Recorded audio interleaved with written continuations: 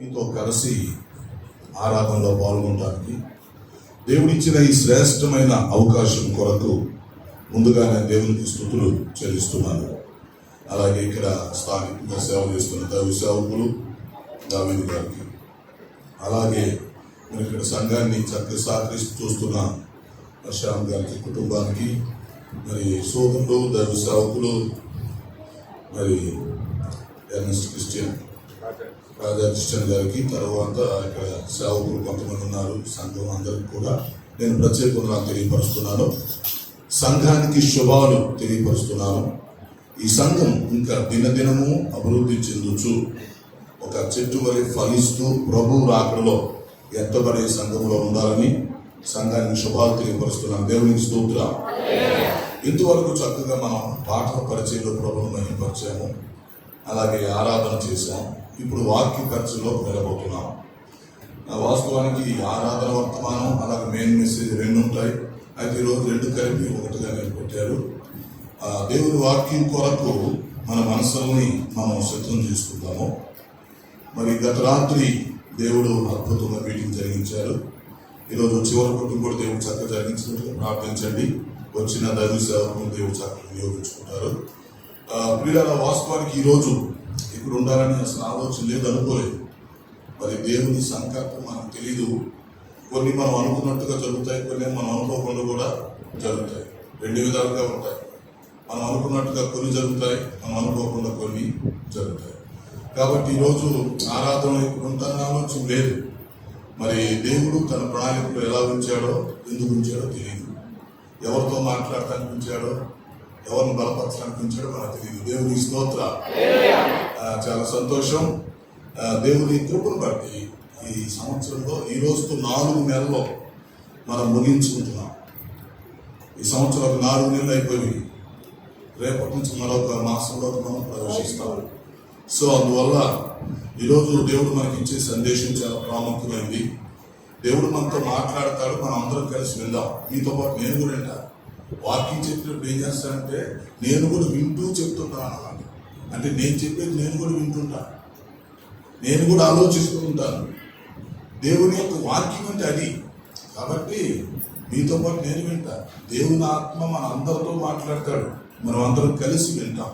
Okay, ఇక్కడ ఆరాధన అయిపోయిన తర్వాత సాయంత్రం మరో చోట సభ జరుగుతుంది. ఈరోజు చివరి మీటింగ్, అక్కడికి వెళ్ళాలి. సరే, వర్తమానం వరకు వచ్చే ముందు కొన్ని రిక్వెస్ట్లు మీకు చెప్పి 2 నిమిషాలు నేను వర్తమాన లోపలికి వచ్చేస్తాను. మీ ప్రార్థనలో ఒక అంశంగా పెట్టుకొని దయచేసి గుర్తు చేసుకోవాలని మనం చేసుకున్నాం. ఈ అంచె దినాల్లో దేవుడు తన సేవలో బలంగా వాడుకునేట్టుగా ప్రార్థించండి. కొన్నిసార్లు ఒక్కడిని వెళ్తుంటాను, కొన్నిసార్లు మరొకరు వస్తుంటారు. ఎలా ఉన్నా దేవుడు ప్రయాణంలో తోడుగా ఉన్నట్లుగా మరి ఆ ట్రైన్స్ అవన్నీ సకాలానికి వెళ్ళినప్పుడే అక్కడ మీటింగ్ అందుకుంటాం కదా. కొన్నిసార్లు బాగా లేట్ అవుతూ ఉండేది, వాళ్ళు ఎదురు చూస్తుంటారు. కానీ నా చేతిలో ఏముండదు. ఎందుకంటే ఒక ట్రైన్ బస్సు ఎక్కేంత వరకు మన పని, ఎక్కినా మనం ఏం చేయలేం కదా. సో అందువల్ల ఈ ప్రయాణాల కొరకు, ముఖ్యంగా ఆరోగ్యం కొరకు కొన్నిసార్లు సాతాను అనేక విధాలుగా శోధిస్తుంటాడు ఆరోగ్యం పట్ల. ఎందుకంటే మనం హుషారుగా లేకపోవడానికి, లేకపోతే యాక్టివ్గా పనిచేయకపోవడానికి ఆరోగ్యం అనేది ఒక మైనస్ అయింది. అందువల్ల ఎన్నో విధాలుగా శరీరంలోని ప్రతి అవయవం మీద సాతాను దెబ్బేస్తుంటాడు. నా ఆరోగ్య విషయాలు సాక్ష్యం చెప్తే మీరు ఆశ్చర్యపోతారు అన్నమాట. కొన్నిసార్లు టైం లేక చెప్పను కానీ ఒక్కొక్క శరీర అవయవం మీద సైతం దెబ్బేస్తా ఉంటాడు. అంటే వాడికి ఎక్కడ దొరకదు కనుక ఆరోగ్య విషయంలో శోధిస్తాడు అన్నమాట. ఏదో ఒక రకంగా పని ఆపటానికి, నీరసం కలిగించడానికి, అంతరాయం కలిగించడానికి. అందువల్ల ఎప్పుడైనా అది చెప్తుంటున్నా, ఆరోగ్యం కోసం ప్రార్థన చేయండి, ప్రయాణాల కోసం ప్రార్థన చేయండి. దేవుని చేతిలో బలీయంగా వాడబడాలి. దేవుడు మాకు అప్పగించింది అపోస్తులు పరిచయం. అపోస్తులకు అప్పగించిన పరిచయం దేవుడు నాకు అప్పగించాడు. ఆయా స్థలాల్లో వెళ్ళి సువార్త ప్రకటించడం, సంఘాలు లేని దగ్గర సంఘాలు కట్టడం, లేక కట్టిన సంఘాలను ఏమైనా బలపరచడం, అలాగే సేవకుని బలపరచడం, తర్వాత ట్రైనింగ్ ఇవ్వటం, కొన్నిసార్లు మిషనరీ క్యాంప్ చేయటం, సువార్త సేవ, సాంఘిక సేవ, బైబిల్ స్కూల్, టీవీ పరిచర్య, మళ్ళీ పోయిన సంఘ పరిచర్య ఉంది, సంఘం. సో ఇవన్నీ కూడా నాకున్న టైంలో చూసుకోవాలి. కొన్నిసార్లు టైం చాలా బాధపడుతుంది. 24 గంటల టైం నాకు చాలా. కొంతమంది కానీ టైం ఎక్కువ బోరు పడుతుంది. మనం టైం చాలా ఫీల్ అవుతుంటాం పర్సనల్గా. కాబట్టి దేవుడు నాకు అప్పగించినటువంటి అపోస్తుల పరిచర్య, ఆ పరిచర్య నమ్మకంగా నేను చేయాలి. ఆయన నాకు అప్పగించినటువంటి పనులన్నీ చేయాలి. చేయటానికి జ్ఞానం కావాలి, సామర్థ్యం కావాలి, టైం సెట్టింగ్ కావాలి. అందువల్ల మీ ప్రార్థనలో జ్ఞాపకం చేసుకోండి. ఇంకొక సంతోషకరమైన విషయం ఏంటంటే, రేపు May 1 నా జీవితంలో ఒక స్పెషల్ అన్నమాట. అదేంటంటే, మరి శాంతి మార్గం పరిచర్య స్థాపించాం కదా, దాని యానివర్సరీ రేపు May 1 శాంతి మార్గం యానివర్సరీ. అందువల్ల రేపు నా శాంతి మార్గం సేవకులందరూ మినిస్ట్రీ మొత్తం రేపు సమకూరుతాం ఉదయం. అందువల్ల ఈ శాంతి మార్గం మినిస్ట్రీ కొరకు మీరు ప్రార్థన చేయండి. దాని పక్షంగా కూడా మీకు శుభాలు తెలియపరుస్తున్నాం. ఈ మే నెల, జూన్ నెల అంతా ఫుల్గా 2 నెలలు ఆయా స్థలాల్లో మీటింగ్స్ ఉన్నాయి. ఈ మీటింగ్స్ లో దేవుడు బలంగా వాడుకోవాలి. తర్వాత మరొక విషయం కూడా మీకు రాత్రి చెప్పాను, సంఘంలో గుర్తు చేస్తున్నాను. జూన్ నెలలో 1వ తేదీ నుంచి 10వ తేదీ నెల ఉంది టైం. 10 రోజులు బైబిల్ క్లాసులు పెడుతున్నాం. మన సంఘంలో మీరు ఒక 5-10 మందిని రావటం మంచిదే. చక్కగా ఎంచి దినాల్లో వాక్యం బాగా నేర్చుకోవడానికి, సువార్త ప్రకటించడానికి, అలాగే సేవకులకు మీరు కొంచెం హెల్ప్ఫుల్గా ఉండడానికి, మన సంఘాన్ని మనం చక్కగా నడిపించుకోవడానికి, ఒకవేళ దేవుడు పిలిస్తే సేవ చేయగలగడానికి అన్నిటికీ వీలుగా ఒక పునాదితో కూడిన కోర్సు వాళ్ళు పెట్టాం. అన్ని జిల్లాల నుంచి వస్తారు, ఆంధ్ర, తెలంగాణ చూస్తారు. మేము ప్లాన్ చేస్తున్నాం చిలకలూరుపేట దగ్గర. మీకు ఐడియా ఉంది కదా, చిలకలూరుపేట దగ్గరలో. ఇది జూన్ 1 నుంచి 10 వరకు. ఈ 10 రోజులు మరి స్టూడెంట్స్ రావచ్చు, కుర్రోళ్ళు వెళ్తారు, అలాగే సేవకులు రావచ్చు, సండే స్కూల్ టీచర్స్, విశ్వాసం కూడా ఇంట్రెస్ట్ ఉన్నవాళ్ళు చక్కగా వస్తే మన రాజా క్రిస్టియన్ గారి ద్వారా సోదరుల ద్వారా మీరు తెలియపరిస్తే ఏ ఊరు నుంచి ఎంతమంది వస్తున్నారో వాళ్ళకి ఏర్పాట్లు చేస్తా ఉన్నాం కొనడానికి, తినడానికి. కాబట్టి మీరు అందరూ ముఖ్యంగా ప్రార్థన చేయండి, చక్కగా జరిగేటట్లుగా, అనేక మంది వచ్చేటట్టుగా. ఆ ఖర్చులు, ఆర్థిక సహాయం కోసం అది పెద్ద ప్రాజెక్టు. మరి 10 రోజులు నడిపించాలి. మరి నడిపించాలని చాలా ఖర్చుతో కూడిన పని. అది సొంతగా ఏర్పాటు చేస్తున్నాం పరిచర్య ద్వారా. అందువల్ల ఈ బైబిల్ క్లాసుల కోసం మీరు ప్రార్థన చేయండి. మన తరపు నుంచి కూడా ఈ ఏరియా నుంచి కూడా కొంతమంది రండి. మీకు తెలిసిన వాళ్ళు రికమెండ్ చేయండి. చక్కగా మంచి అవకాశం. ఈ 2023వ సంవత్సరంలో 10 రోజులు ఆయన పాదాల దగ్గర కూర్చొని నేర్చుకొని ఆయనకు ఉపయోగపడే అవకాశం కనుక దానికోసం మీరు ప్రార్థన చేయాలని ప్రేమతో మీ అందరికీ నేను మనవి చేస్తూ, మరి సంఘానికి ఎవరైనా ఈరోజు నూతనంగా వచ్చింటే వారికి కూడా ప్రత్యేకంగా తెలియపరుస్తున్నాను. చక్కగా క్రమంగా మీ సంఘానికి రండి, సంఘంలో స్థిరంగా ఉండండి, ఆత్మీయంగా మీరు బలపరచబడాలని మనవి చేస్తున్నాను. ఈ ప్రతి గురువారం ఉదయం 6 గంటలకి ఆరాధన టీవీలో వస్తున్న కార్యక్రమాలు మర్చిపోకుండా చూడండి. క్రీస్తు రాకడ ధ్వనిని యూట్యూబ్ ఛానల్ మీరందరూ చక్కగా సబ్స్క్రైబ్ చేసుకొని, ఈ ఛానల్ మీకు ఒక ఆత్మీయ ఛానల్గా, మీకు ఒక మంచి సహాయపడే ఛానల్గా దాన్ని ఉపయోగించుకోండి. దానిలో చాలా ప్రసంగాలు పెట్టే ఇంకా పెడతాం.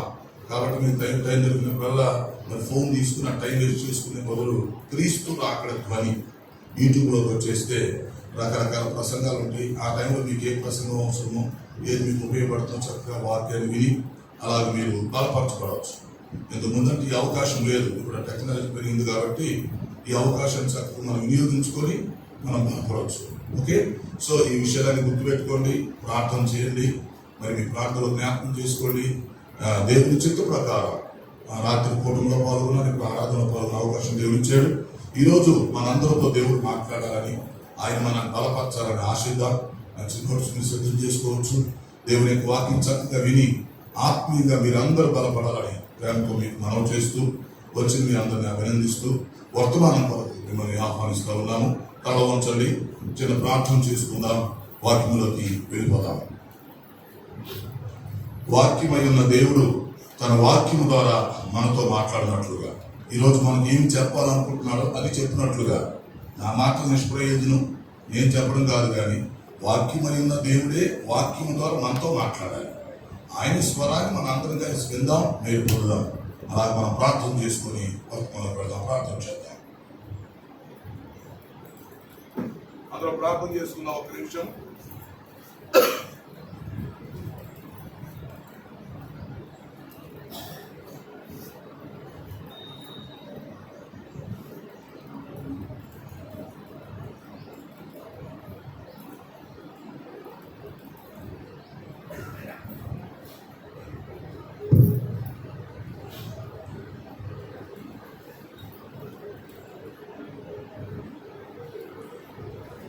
ప్రార్థన.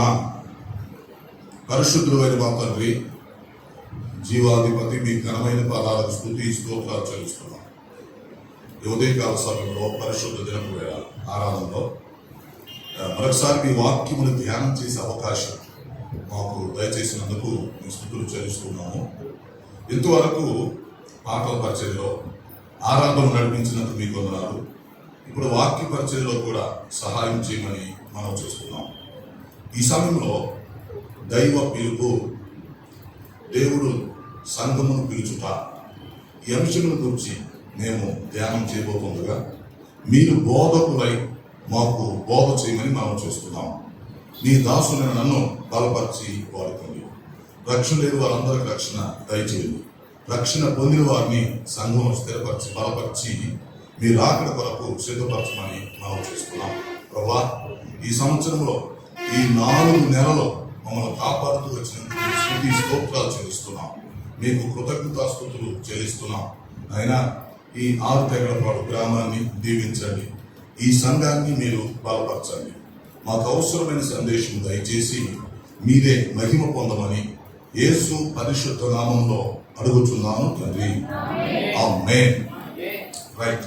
ప్రియులారా, కూడి వచ్చిన మీ అందరికీ మరొకసారి రేపు జరగబోతున్న మా శాంతి మార్గం ఉండే సందర్భంగా కూడా ముందుగా మీకు శుభార్త తెలియపరుస్తూ మిమ్మల్ని అందరినీ వర్తమానం కొరకు ఆహ్వానిస్తున్నాము. దేవుని కృపను బట్టి చక్కగా విజయవంతంగా 4 నెలలు మనం పూర్తి చేసుకున్నాం. ఈ సంవత్సరంలో మరొక మాసంలోకి ప్రవేశించబోతున్నాం. ఈ ఆరాధనలో మీతో కలిసి ఉండటం చాలా సంతోషం. సో దేవుని స్తుతిస్తున్నాను. ఈరోజు ఒక ప్రత్యేకమైనటువంటి అంశాన్ని మనం తెలుసుకోబోతున్నాం.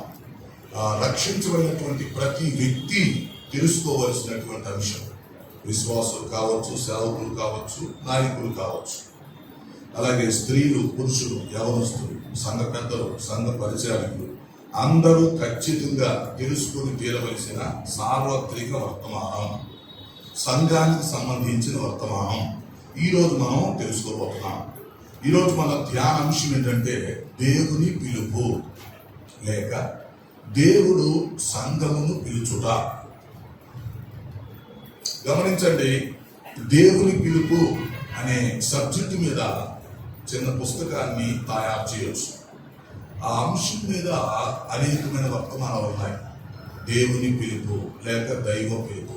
ఎస్, దేవుడు సంఘమును పిలుచుట. ఈ అంశాన్ని గురించి కొద్దిసేపు మనం ఆలోచన చేయబోతున్నాం. జాగ్రత్తగా మీరు ఆలోచించండి.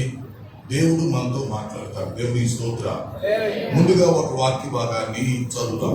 పౌరభక్తుడు రోమీయులకు రాసిన పత్రిక 1వ అధ్యాయం 1 నుండి జ్ఞాపకం చేసుకుందాం.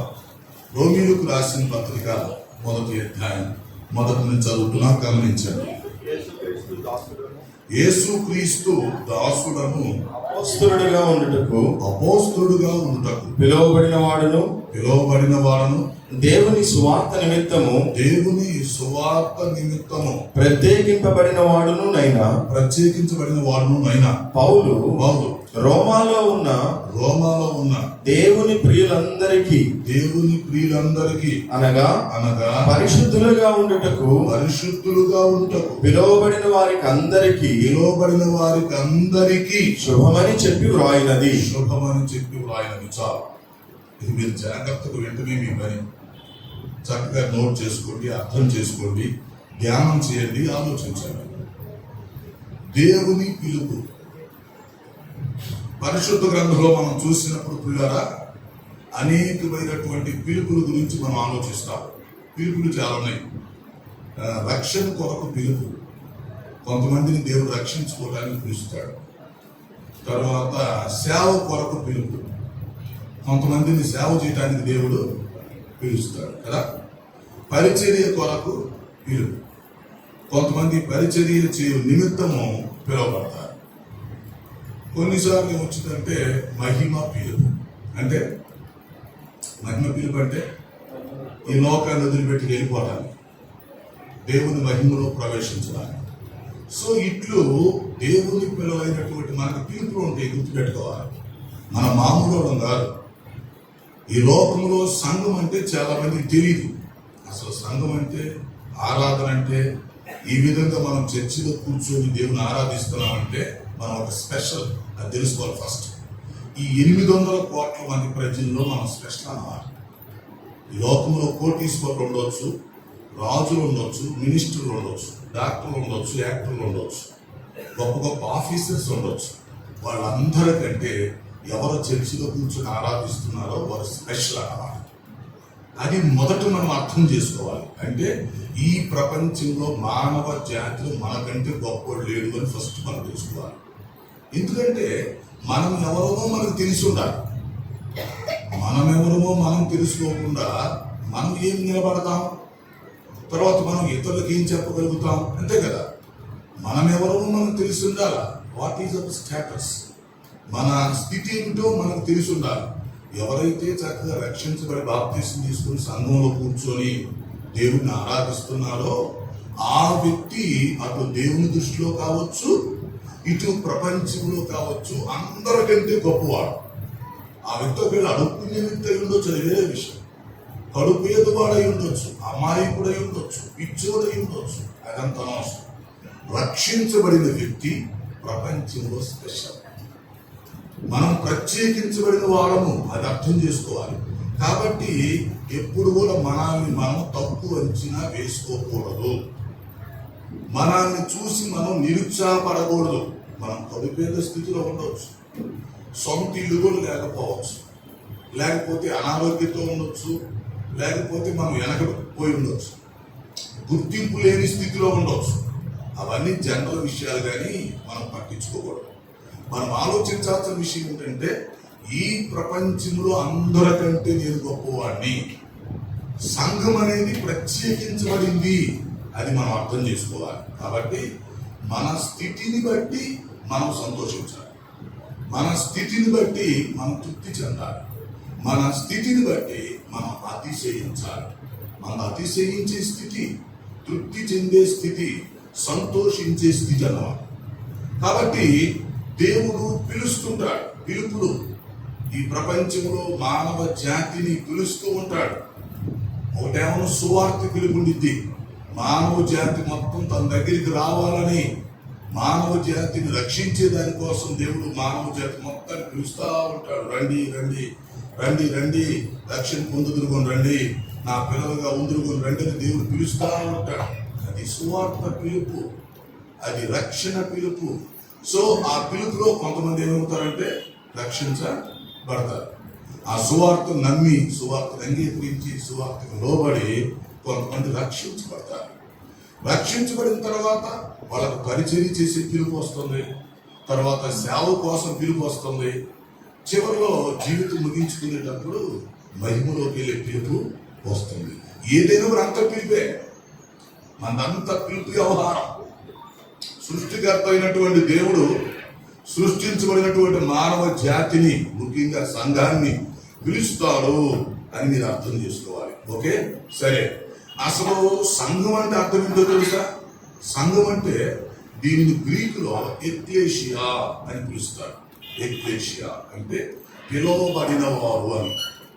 లోకములో నుండి, పాపములో నుండి, లేక సైతాను చేతుల్లో నుండి, శరీరాశ మనుష్య ఆశల్లో నుండి ఎవరైతే ప్రత్యేకంగా రక్షించబడటానికి, విమోచించబడటానికి, ప్రత్యేకంగా జీవించటానికి, పరిశుద్ధంగా జీవించటానికి, పరలోకంలో ప్రవేశించటానికి పిలువబడతారో ఆ పిలువబడిన వారందరినీ కలిపి సంఘము అంటారు. చూసారా? అసలు సంఘము అంటేనే పిలువబడిన వాళ్ళని అర్థం. మనకు తెలియాలి కదా. ఎక్లేషియా అంటే పరిశుద్ధులుగా ఉండుటకు పిలువబడిన వారు, రక్షణ పొందుటకు పిలువబడిన వారు, పరలోకములో ప్రవేశించడానికి పిలువబడిన వారు, లోకములో జీవించకుండా, లోకంతో సంబంధం లేకుండా ప్రత్యేకంగా జీవించడానికి పిలువబడిన వారు. చూసారా? అలాగా పిలువబడిన వారందరినీ కలిపి సంఘం అంటారు. సార్వత్రిక సంఘం. కాకపోతే ఏ ప్రాంతంలో ఆ ప్రాంతంలో స్థానిక సంఘాలు ఉంటాయి. ఇప్పుడు మనది ఒక స్థానిక సంఘం, ఆరు తెగలపాడులో ఇక్కడ ఒక స్థానిక సంఘం. ఈ స్థానిక సంఘం ఏంటి? ఒక యూనిట్. ప్రపంచం మొత్తం మీద 1,00,000 సంఘాలు ఉన్నాయి అనుకోండి ఉదాహరణకి. ఈ 1,00,000 సంఘాలు కూడా ఈ స్థానిక సంఘాలు ఏమిటంటే ఒక్కొక్క సంఘం అనేది ఒక యూనిట్. సో ఈ 1,00,000 సంఘాలు కలిపి ఏంటంటే సార్వత్రిక సంఘం. సో మనం అందరం కూడా పిలువబడినటువంటి వాళ్ళము, అది అర్థం చేసుకోవాలి. దేవుడు మనల్ని పిలిచినప్పుడు మన పేరు జీవ గ్రంథంలో రాయబడుతుంది. దేవుని స్తోత్రం. ఆ తర్వాత 2 సంఘాల్లో మనకు సభ్యత్వం లభిస్తుంది. ఒకటి, మనం నివసిస్తున్న, మనం రక్షించబడిన స్థానిక సంఘంలో, 2 సార్వత్రిక సంఘం. అంటే ప్రతి విశ్వాసి కూడా 2 సంఘాల్లో సభ్యుడు.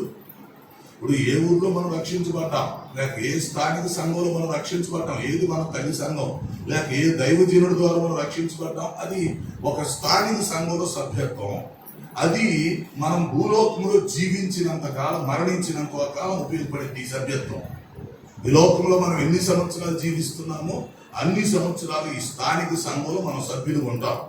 ఆ తర్వాత 2వది సార్వత్రిక సంఘం. మనం మరణించిన తర్వాత లేక ఎత్తబడే సంఘం మనం వెళ్ళిపోయేటప్పుడు అందరం కలిసి అన్ని సంఘాల్లో ఉన్నటువంటి స్థానిక సంఘాల్లో ఉన్న పరిశుద్ధులందరూ ఫిల్టర్ అయి ఒక సార్వత్రిక సంఘముగా ఎత్తబడి వెళ్ళిపోతారు. అందువల్ల ఆ సంఘంలో సభ్యత్వం ఉంది అన్నమాట. ఈ సంఘంలో సభ్యత్వం మనం మరణించేంత వరకు భూలోకంలో శరీరంతో ఉన్నంత కాలం మనకు ఉపయోగపడుతుంది. ఈ సార్వత్రిక సంఘ సభ్యత్వం అనేది మరణం తర్వాత లేక మన మహిమ శరీరాన్ని ధరించుకొని ఎత్తబడే సంఘంలో వెళ్ళిపోవడానికి, పరలోకంలో ప్రవేశించడానికి ఉపయోగపడుతుంది. కొంతమందికి ఇలాంటి ఉపదేశం అర్థం కాదు. ప్రసంగాలు వేరు, ఉపదేశం వేరు. ప్రసంగాలు చేసేవాళ్ళు 100ల సంఖ్యలో, 1000 సంఖ్యలో ఉంటారు. ఉపదేశం చెప్పేవాళ్ళు కొద్ది మంది ఉంటారు. అంటే ఒక సిస్టమ్ చెప్పేవాళ్ళు ఉపదేశం. సో అందువల్ల ఏంటంటే రక్షించబడిన వెంటనే ఏమవుతుందంటే 2 సంఘాల్లో మనకు సభ్యత్వం లభిస్తుంది. ఎక్కడెక్కడ? ఇక్కడ మనం ఉంటున్న స్థానిక సంఘంలో, అట్ ద సేమ్ టైం సార్వత్రిక సంఘంలో. ఓకే, సరే, దానికి మీకు చిన్న ఉదాహరణ చెప్పాలంటే ఒక యూనివర్సిటీ ఉందనుకోండి. చదువుకున్న వాళ్ళకి అర్థమైంది బాగా. ఒక యూనివర్సిటీ ఉంది, దాని క్రింద ఒక 100 డిగ్రీ కాలేజీలు ఉన్నాయి అనుకోండి. ఒక వ్యక్తి ఇప్పుడు డిగ్రీలో జాయిన్ అవుతాడు. జాయిన్ అయినప్పుడు ఏమైందంటే అతని పేరు రాసుకుంటాం రికార్డులో. రాసుకున్న వెంటనే ఏమైతే తెలిసినా ఈ డిగ్రీ కాలేజ్ రికార్డులో అతని పేరు ఉండిద్ది, ఆ యూనివర్సిటీలో కూడా అతని పేరు ఉంటుంది. కాలేజీలో మాత్రమే పేరుంది అనుకోండి, యూనివర్సిటీలో మిస్ అయింది అనుకోండి, ఏమైంది? ఇక్కడ 3 సంవత్సరాలు బాగానే చదువుతాడు మనోడు, ఫీజు కడతాడు ఇక్కడ, లేకపోతే ఎగ్జామ్స్ రాస్తుండొచ్చు, లేకపోతే క్లాసులు అటెండ్ అవుతూ ఉండొచ్చు. చివరిలో ఒక్కొక్కసారికి సర్టిఫికేట్ ఉండదు, లేకపోతే డిగ్రీ తర్వాత మరి చదవడానికి ఉండదు. ఎందుకంటే డిగ్రీ కాలేజీలు ఇచ్చే సర్టిఫికేట్ చాలా, ఎక్కడ ఇచ్చే సర్టిఫికేట్ చాలా. ఎందుకంటే హాల్ టికెట్ యూనివర్సిటీ నుంచి రావాలి, క్వశ్చన్ పేపర్ అక్కడి నుంచే రావాలి, సర్టిఫికేట్ అక్కడి నుంచి రావాలి, చదివేదాం ఇక్కడ. కొన్నిసార్లు ఈ జనాలకు అర్థం కాదండి, సంఘాలు కూడా మంచి దినాల్లో కన్ఫ్యూజ్ అవుతున్నారు. ఎందుకంటే ఒకసారి చెప్పేవాళ్ళు ఉపదేశం అట్లా ప్రసంగాలు ఉన్నాయి, కొన్ని రిఫరెన్స్ తీసుకొని దుమ్ము దింపేస్తారు అన్నమాట. ఒక అంశం తీసుకుంటారు, అనుకూలమైన కొన్ని రిఫరెన్స్ తీసుకొని అదరగొట్టు పెడతారు అన్నమాట.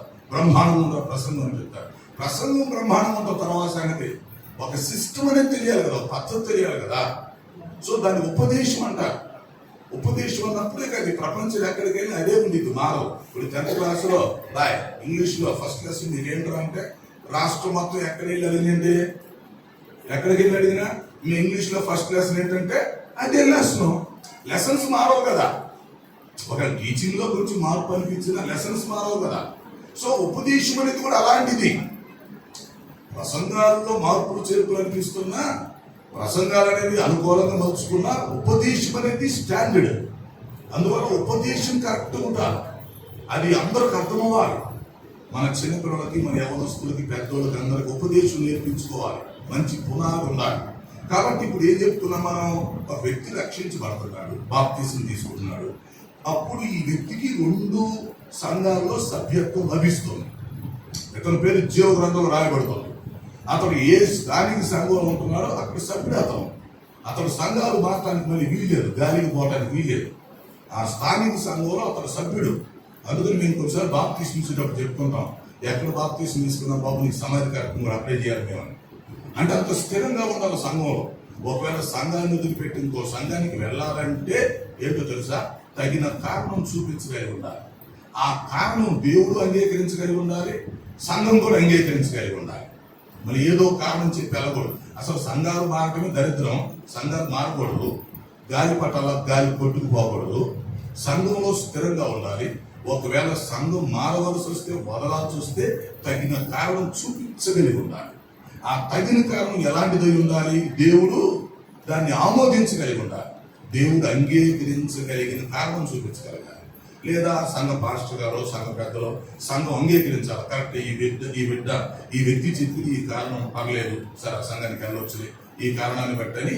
ఆ కారణం అనేది దేవుడు అంగీకరించగలిగి ఉండాలి, సంఘం అంగీకరించగలిగి ఉండాలి. అలాంటి ఆమోదయోగ్యమైన కారణం తప్ప సంఘాలు మారే క్వశ్చన్ లేదు. సంఘాలు మారకూడదు. తర్వాత సంఘంలో నీ సభ్యత్వం అనేది నువ్వు శరీరంతో మరణించినంత కాలం ఇది చెల్లుతుంది. ఇక్కడ చక్కగా నువ్వు ఆరాధన చేసుకోవడానికి, ప్రార్థన చేసుకోవడానికి, వాక్యం వినడానికి, ఆత్మీయంగా నువ్వు బలపరచబడటానికి, దేవుని ఆత్మను కలిగి ఉండటానికి, దేవుని ఆశీర్వాదాలు పొందుకోవడానికి, స్వస్థత పొందుకోవడానికి. అంటే దట్ మీన్స్ ఈ లోకంలో ఉన్నంత కాలం, మనం శరీరంతో ఉన్నంత కాలం, మరణించేంత వరకు, రెండవ రాక వచ్చేంత వరకు ఈ సంఘ సభ్యత్వం మనకు ఉంటుంది.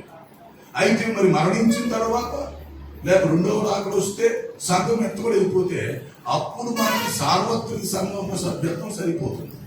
ఆ సభ్యత్వంలో పరలోకానికి చేరుకుంటాం. అందుకే ఈ డిగ్రీ కాలేజీలో చేరినటువంటి స్టూడెంట్కి ఇక్కడ కాలేజీ రికార్డులో ఇతని పేరు రాస్తారు, తర్వాత ఆ యూనివర్సిటీలో ఇతని పేరు రాస్తారు. ఎందుకంటే యూనివర్సిటీ నుంచి ఇక్కడికి టయానికి ఇతని క్వశ్చన్ పేపర్ వస్తుంది, ఆల్టర్నేట్ వస్తుంది, రేపు సర్టిఫికెట్ ప్రొవిజన్స్ అంతా వాళ్ళని సెట్ చేస్తారు. అదన్నమాట సంగతి. ఒక యూనివర్సిటీలో అనేకమైనటువంటి కాలేజెస్ ఉన్నట్టుగానే ఈ సార్వత్రిక సంఘం అనే దానిలో అనేకమైన స్థానిక సంఘాలు ఉంటాయి. ఇవన్నీ కూడా యూనిట్స్. సో మన స్థానిక సంఘం, సార్వత్రిక సంఘంలో మనకు ఒక యూనిట్. మన స్థానిక సంఘం రేపు ఎత్తబడే సంఘంలో కలిసి వెళ్ళిపోవాలి, అంతే కదా. మన స్థానిక సంఘం రేపు రెండవ రాకడలో మనం అంతా కలిసి ఒక కుటుంబంగా, ఒక బ్యాచ్గా సార్వత్రిక సంఘంతో కలిసి మనం వెళ్ళిపోవాలి. అది మన లెక్క. కాబట్టి ఈ లోకంలో ఉన్నంత కాలం మనకి స్థిరం కావాలి, పునాది కావాలి, ఉపదేశం కావాలి, క్రమం కావాలి, సంఘ క్రమానికి కట్టుబడి ఉండాలి. దైవ సేవకులు ఒక క్రమం ప్రకారం మనల్ని నడిపిస్తున్నప్పుడు అందరూ తల ఉంచి ఆ క్రమానికి కట్టుబడి ఈ లోకంలో మనం కొనసాగాలి. అంతేగాని ఎవరు ఇష్టం వచ్చినప్పుడు కూడా వెళ్ళడానికి వీలు లేదు. ఇప్పుడు లోకంలో మనం చూస్తూ ఉంటే సంఘాలు చీలిపోతుంది. సంఘాలు చీలికలు, పేలికలు. ఈ సంఘం నుంచి ఒక రెండు బాతులు, అటు నుంచి ఇంకో రెండు, ఇటు నుంచి ఇంకోటి వెళ్ళేది, ఇటు అటు high jump, long jump, long jump, high jump, కట్ట గంతులు. ఈ చేప వచ్చినప్పుడు, రొయ్యలు చెరువు, తుఫాన్ వచ్చినప్పుడు ఈ చెరువులు ఆమె కట్టలు అప్పుడు దాకా పక్కనే ఉండే చెరువులు.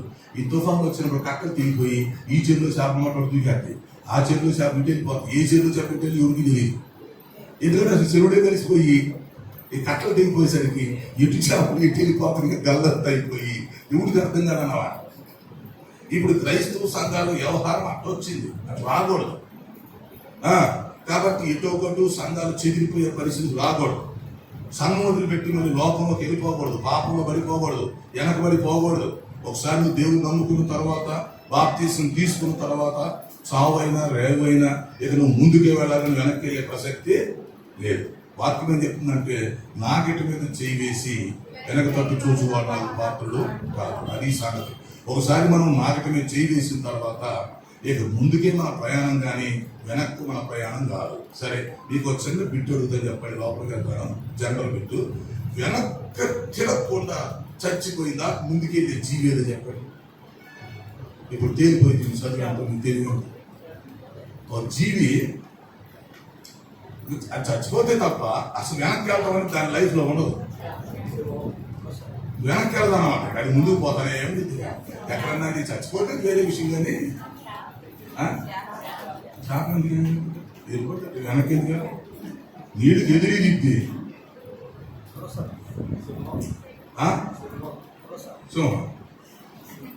వెనక్కి వెళ్ళే టైం వచ్చి వెనక్కి వెళ్ళిద్ది, ధైర్యం ఉండొచ్చు. అసలు ఇది సహజ లక్షణం అన్నమాట దానికి. ఇప్పుడు చేపచీమలా కాదు, దాని సహజ లక్షణం వెనక్కి వెళ్తాం, దానికి తెలియదు అన్నమాట. వెనక్కి వెళ్ళే టైప్ దానికి ఉండదు.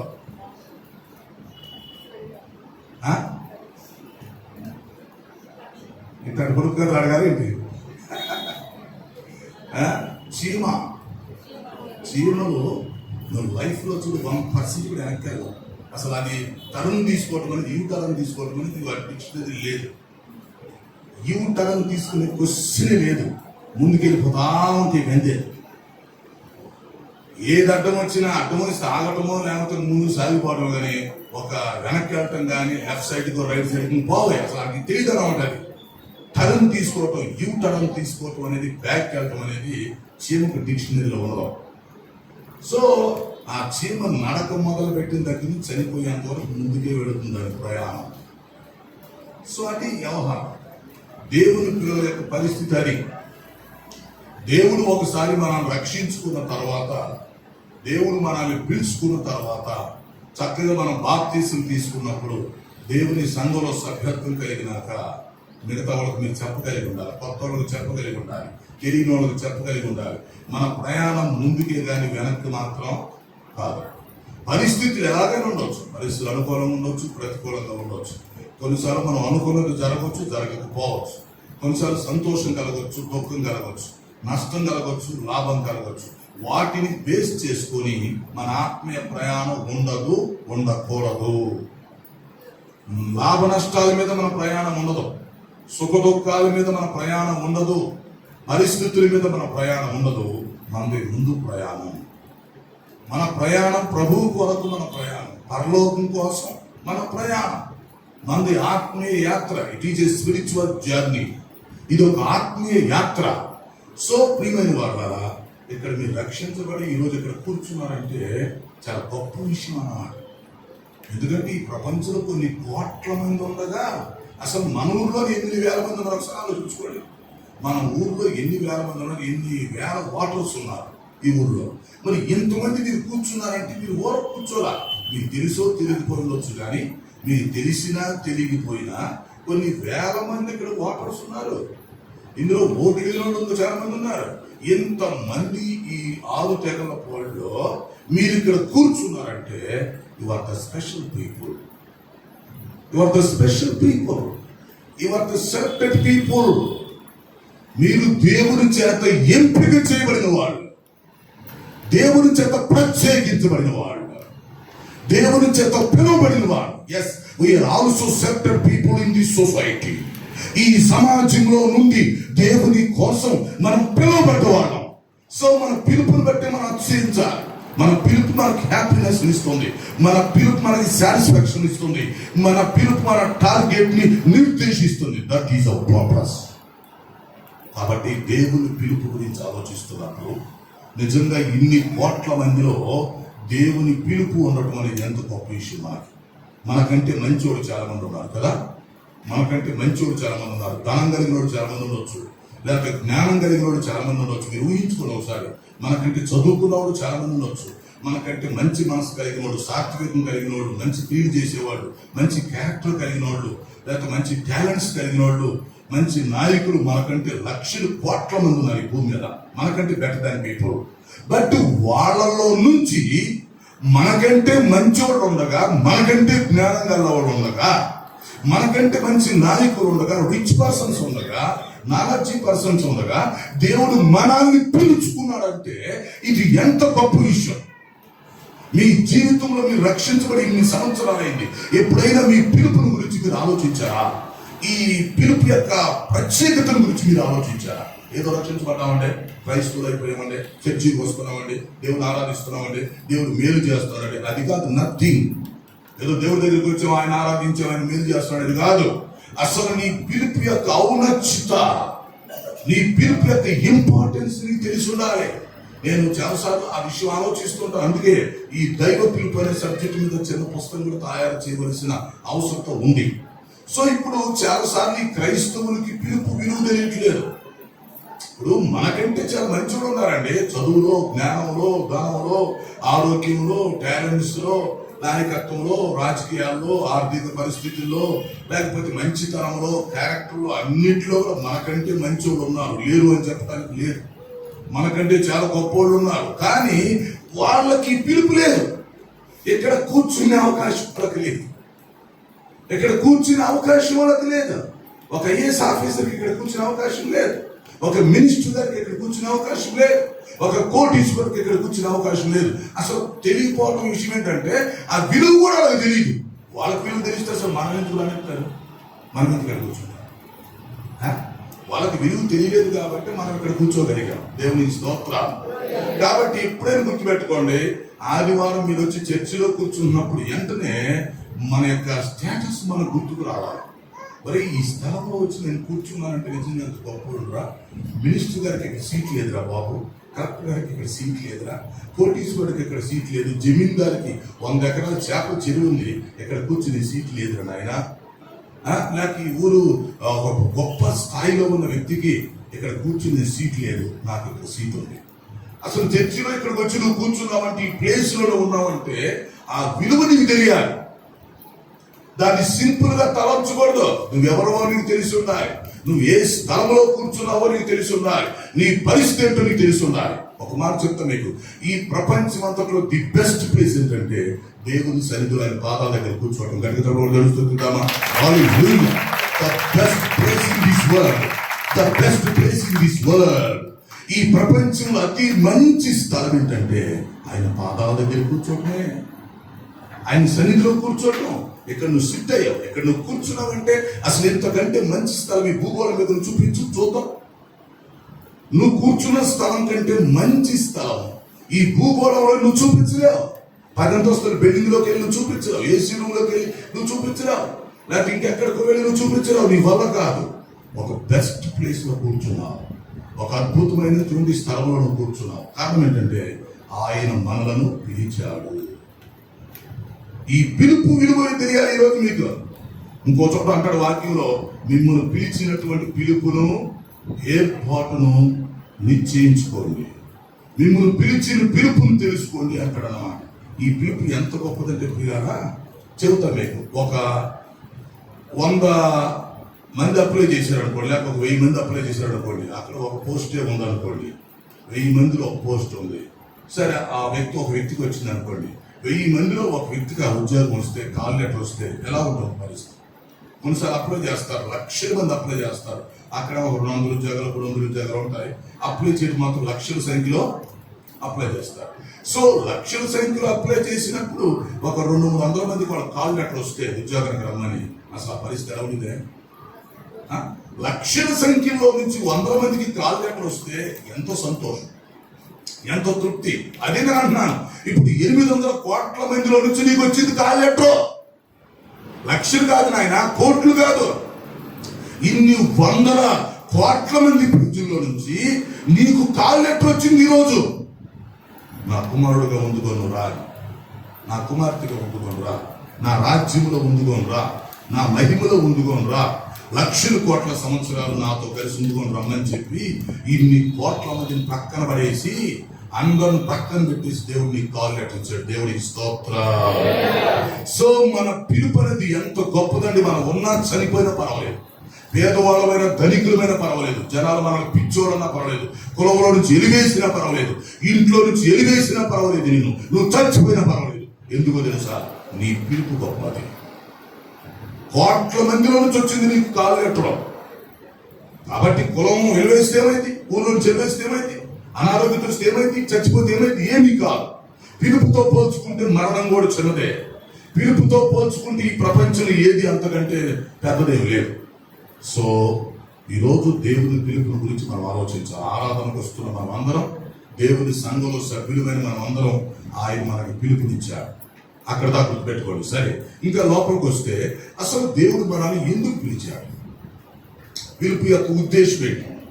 పిలుపు యొక్క వాట్ ఈస్ పర్పస్? ఈ పిలుపు యొక్క ఉద్దేశం ఏంటి? దేవుడు అసలు ఎందుకు నేను పిలుచుకున్నాడు? ఇన్ని కోట్ల మందిలో నుంచి మనకంటే మంచివాళ్ళు గొప్పవాళ్ళు ఉండగా దేవుడు మనల్ని ఎందుకు పిలుచుకున్నాడు? మనం ఏమి చేయాలని ఇక్కడ పిలుచుకున్నాడు? ఈ రోజు కొన్ని విషయాలు మీకు చెప్తాను, నోట్ చేసుకోండి. దేవుడు మనల్ని పిలిచిన ఉద్దేశాలు, దేవుడు మనల్ని పిలిచినటువంటి ఏర్పరచుకున్న కారణాలు ఏంటి? సోదరి సోదరులారా, ఒక పురుషుడుగా, ఒక స్త్రీగా, ఒక యవనస్తుడుగా, ఒక విశ్వాసిగా ఉండటానికి, లేక సంఘంలో పరిచయం చేయడానికి అసలు దేవుడు మనల్ని ఎందుకు పిలిచాడో కొన్ని చాలా పాయింట్స్ ఉన్నాయి. 3-4 రోజులు క్లాసులు పెట్టినా కూడా అవ్వవు, అన్ని కారణాలు ఉన్నాయి బైబిల్లో. అర్థమైందా? కానీ కొన్ని చెప్పడానికి నేను ప్రయత్నం చేస్తాను. కొన్ని ఇంపార్టెంట్ రీజన్స్ మీ ముందుకు నేను తీసుకొస్తాను. ఈ కారణాలు నీ జీవిత కాలంతో గుర్తుండాలి. ప్రతిరోజు నీ గుర్తుకు రావాలి, ఓహో దేవుడు నన్ను పిలిచాడు అని. ఫస్ట్ దేవుడి పిలుపుని గుర్తుపెట్టుకోవాలి. ఆ పిలుపులో నువ్వు సంతోషించాలి. ఆ పిలుపులో నువ్వు తృప్తి చెందాలి. ఆ పిలుపుని బట్టి నువ్వు అతిశయించాలి, గొప్పగా ఫీల్ అవ్వాలి. తర్వాత ఆ పిలుపు యొక్క ఉద్దేశం తెలుసుకొని దేవుడు నన్ను పొలాన పని చేయడానికి పిలిచాడు కదా, ఓహో పొలాన కారణం చెప్పడానికి పిలిచాడు కదా అని మనం అర్థం చేసుకోవాలి. ఓకే, సరే ఇప్పుడు చూద్దాం దేవుడు మనల్ని ఎందుకు పిలిచాడో. నా మనసులో చాలా కారణాలు ఉన్నాయి, ఇవన్నీ లోపల తన్నుకుంటున్నాయి. నన్ను చెప్పాను నా మనసులో చాలా కారణాలు ఉన్నాయి. ఈ కారణాలు లోపల ఏమవుతున్నాయి, పోటీ పడుతున్నాయి. నన్ను చెప్పాను. మీ అందరూ ఆగండి అని చెప్తున్నా కారణాలన్నింటినీ. సరే కొన్ని చెప్తాను, కొన్ని మనకు అవసరమైనవి, మన సమయ సందర్భాన్ని బట్టి చక్కగా చెప్తాం. ఈ కారణాలు మీరు గుర్తుపెట్టుకొని పిలువబడినటువంటి మనము ఆ కారణాలను ప్రకారం చేయాలి, ఆ ఉద్దేశాలు మనం నెరవేర్చాలి. ఓకేనా? సరే చూద్దాం, లిస్ట్ చూద్దాం. ఎన్ని చెప్తాం చూద్దాం, కొన్ని చెప్తాను ట్రై చేస్తానులే. ఇంకా కొన్ని మీరు కూడా ఆలోచించవచ్చు.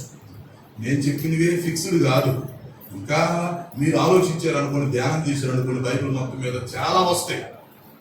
కాకపోతే కొన్ని శాంపిల్గా మనం చెప్పుకుందాం. మనం పిలువబడిన వాళ్ళం కాబట్టి దేవుడు మనం ఎందుకు పిలుచుకున్నాడు, ఆయన ఉద్దేశం ఏంటి, ఈ లోకంలో మనం చనిపోయేంతవరకు ఇక్కడ ఏం చేయాలి, మన కర్తవ్యం ఏంటి, వాట్ ఈస్ అవర్ డ్యూటీ, మన డ్యూటీ ఏంటి మన జీవితంలో, అది ఇప్పుడు మనం ఆలోచించబోతున్నాం. ఓకే, నెంబర్ 1, మనందరం విశ్వాసమే కదా, మనందరం దేవుని పిల్లలమే అనుకుందాం. ఇప్పుడు అవిశ్వాసుల కోసం మనం చెప్పుకోవట్లేదు, లోకస్తుల కోసం మనం చెప్పుకోవట్లేదు, అవునా? నాస్తికుల కోసం ఇక్కడ మనం మాట్లాడుకోవట్లేదు. ఎవరి కోసం మాట్లాడుకుంటున్నాం? సంఘం కోసమే మాట్లాడుకుంటున్నాం, విశ్వాసుల కోసం మాట్లాడుకుంటున్నాం, లేదా పిలువబడిన వాళ్ళ కోసం మాట్లాడుకుంటున్నాం. అసలు పిలువబడ్డ వాళ్ళే సంఘం. అందుకని ఎక్లేషియా ముందే చెప్పాను, పిలువబడ్డ వాళ్ళే సంఘం, పిలుపు లేని సంఘం కాదు. లోకంలో ఎవరినైతే దేవుడు ప్రత్యేకంగా పిలుచుకున్నాడో వాడు సంఘం. అది సో ఇప్పుడు సంఘంతోనే మాట్లాడుతున్నా. ఇప్పుడు దేవుడు మనల్ని ఎందుకు పిలిచాడు అని ఆలోచిస్తే, ఒకటి గుర్తుపెట్టుకో, మొట్టమొదటి దేవుడు నిన్ను రక్షించుకున్నాడు కదా, రక్షించబడితే ఇంకా సంఘంలోకి వచ్చావు. ఇప్పుడు నీ బాధ్యత ఏంటంటే, నీ పిలుపు ఏంటంటే, నెంబర్ 1, నీవు పొందిన రక్షణ మరణించేంత వరకు నువ్వు కొనసాగించుకోవాలి. నెంబర్ 1, రక్షణ కొనసాగించుకునుట. వాస్తవానికి మనం రక్షించింది ప్రభువే, రక్షణ కొనసాగించేవాడు కూడా ప్రభువే. అయితే దానికి మన సహకారం కావాలి. ఎట్టి పరిస్థితిలో కూడా ఈ రక్షణ విషయంలో మనం నిర్లక్ష్యంగా ఉండకుండా, దీన్ని మనం పోగొట్టుకోకుండా చూసుకోవాలి. మరి దీని మీద పెద్ద లెసన్ ఉంది, అయితే కొన్ని విషయాలు చెప్తాను.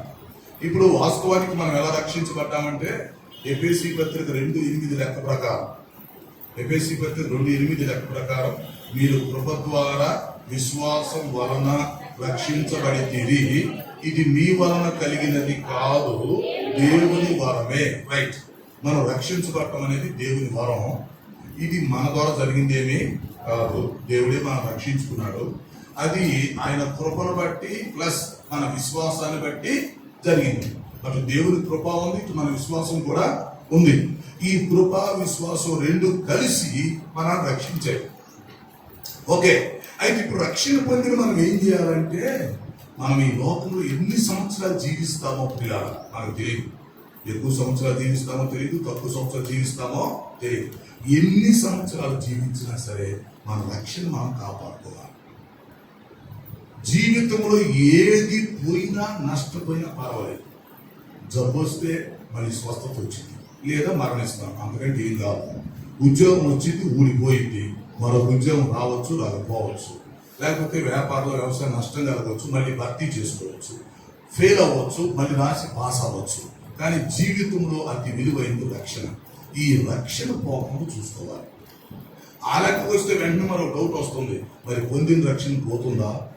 దేవుడు ఒకసారి మనం రక్షించుకున్నాక ఆ రక్షణ పోతుందా?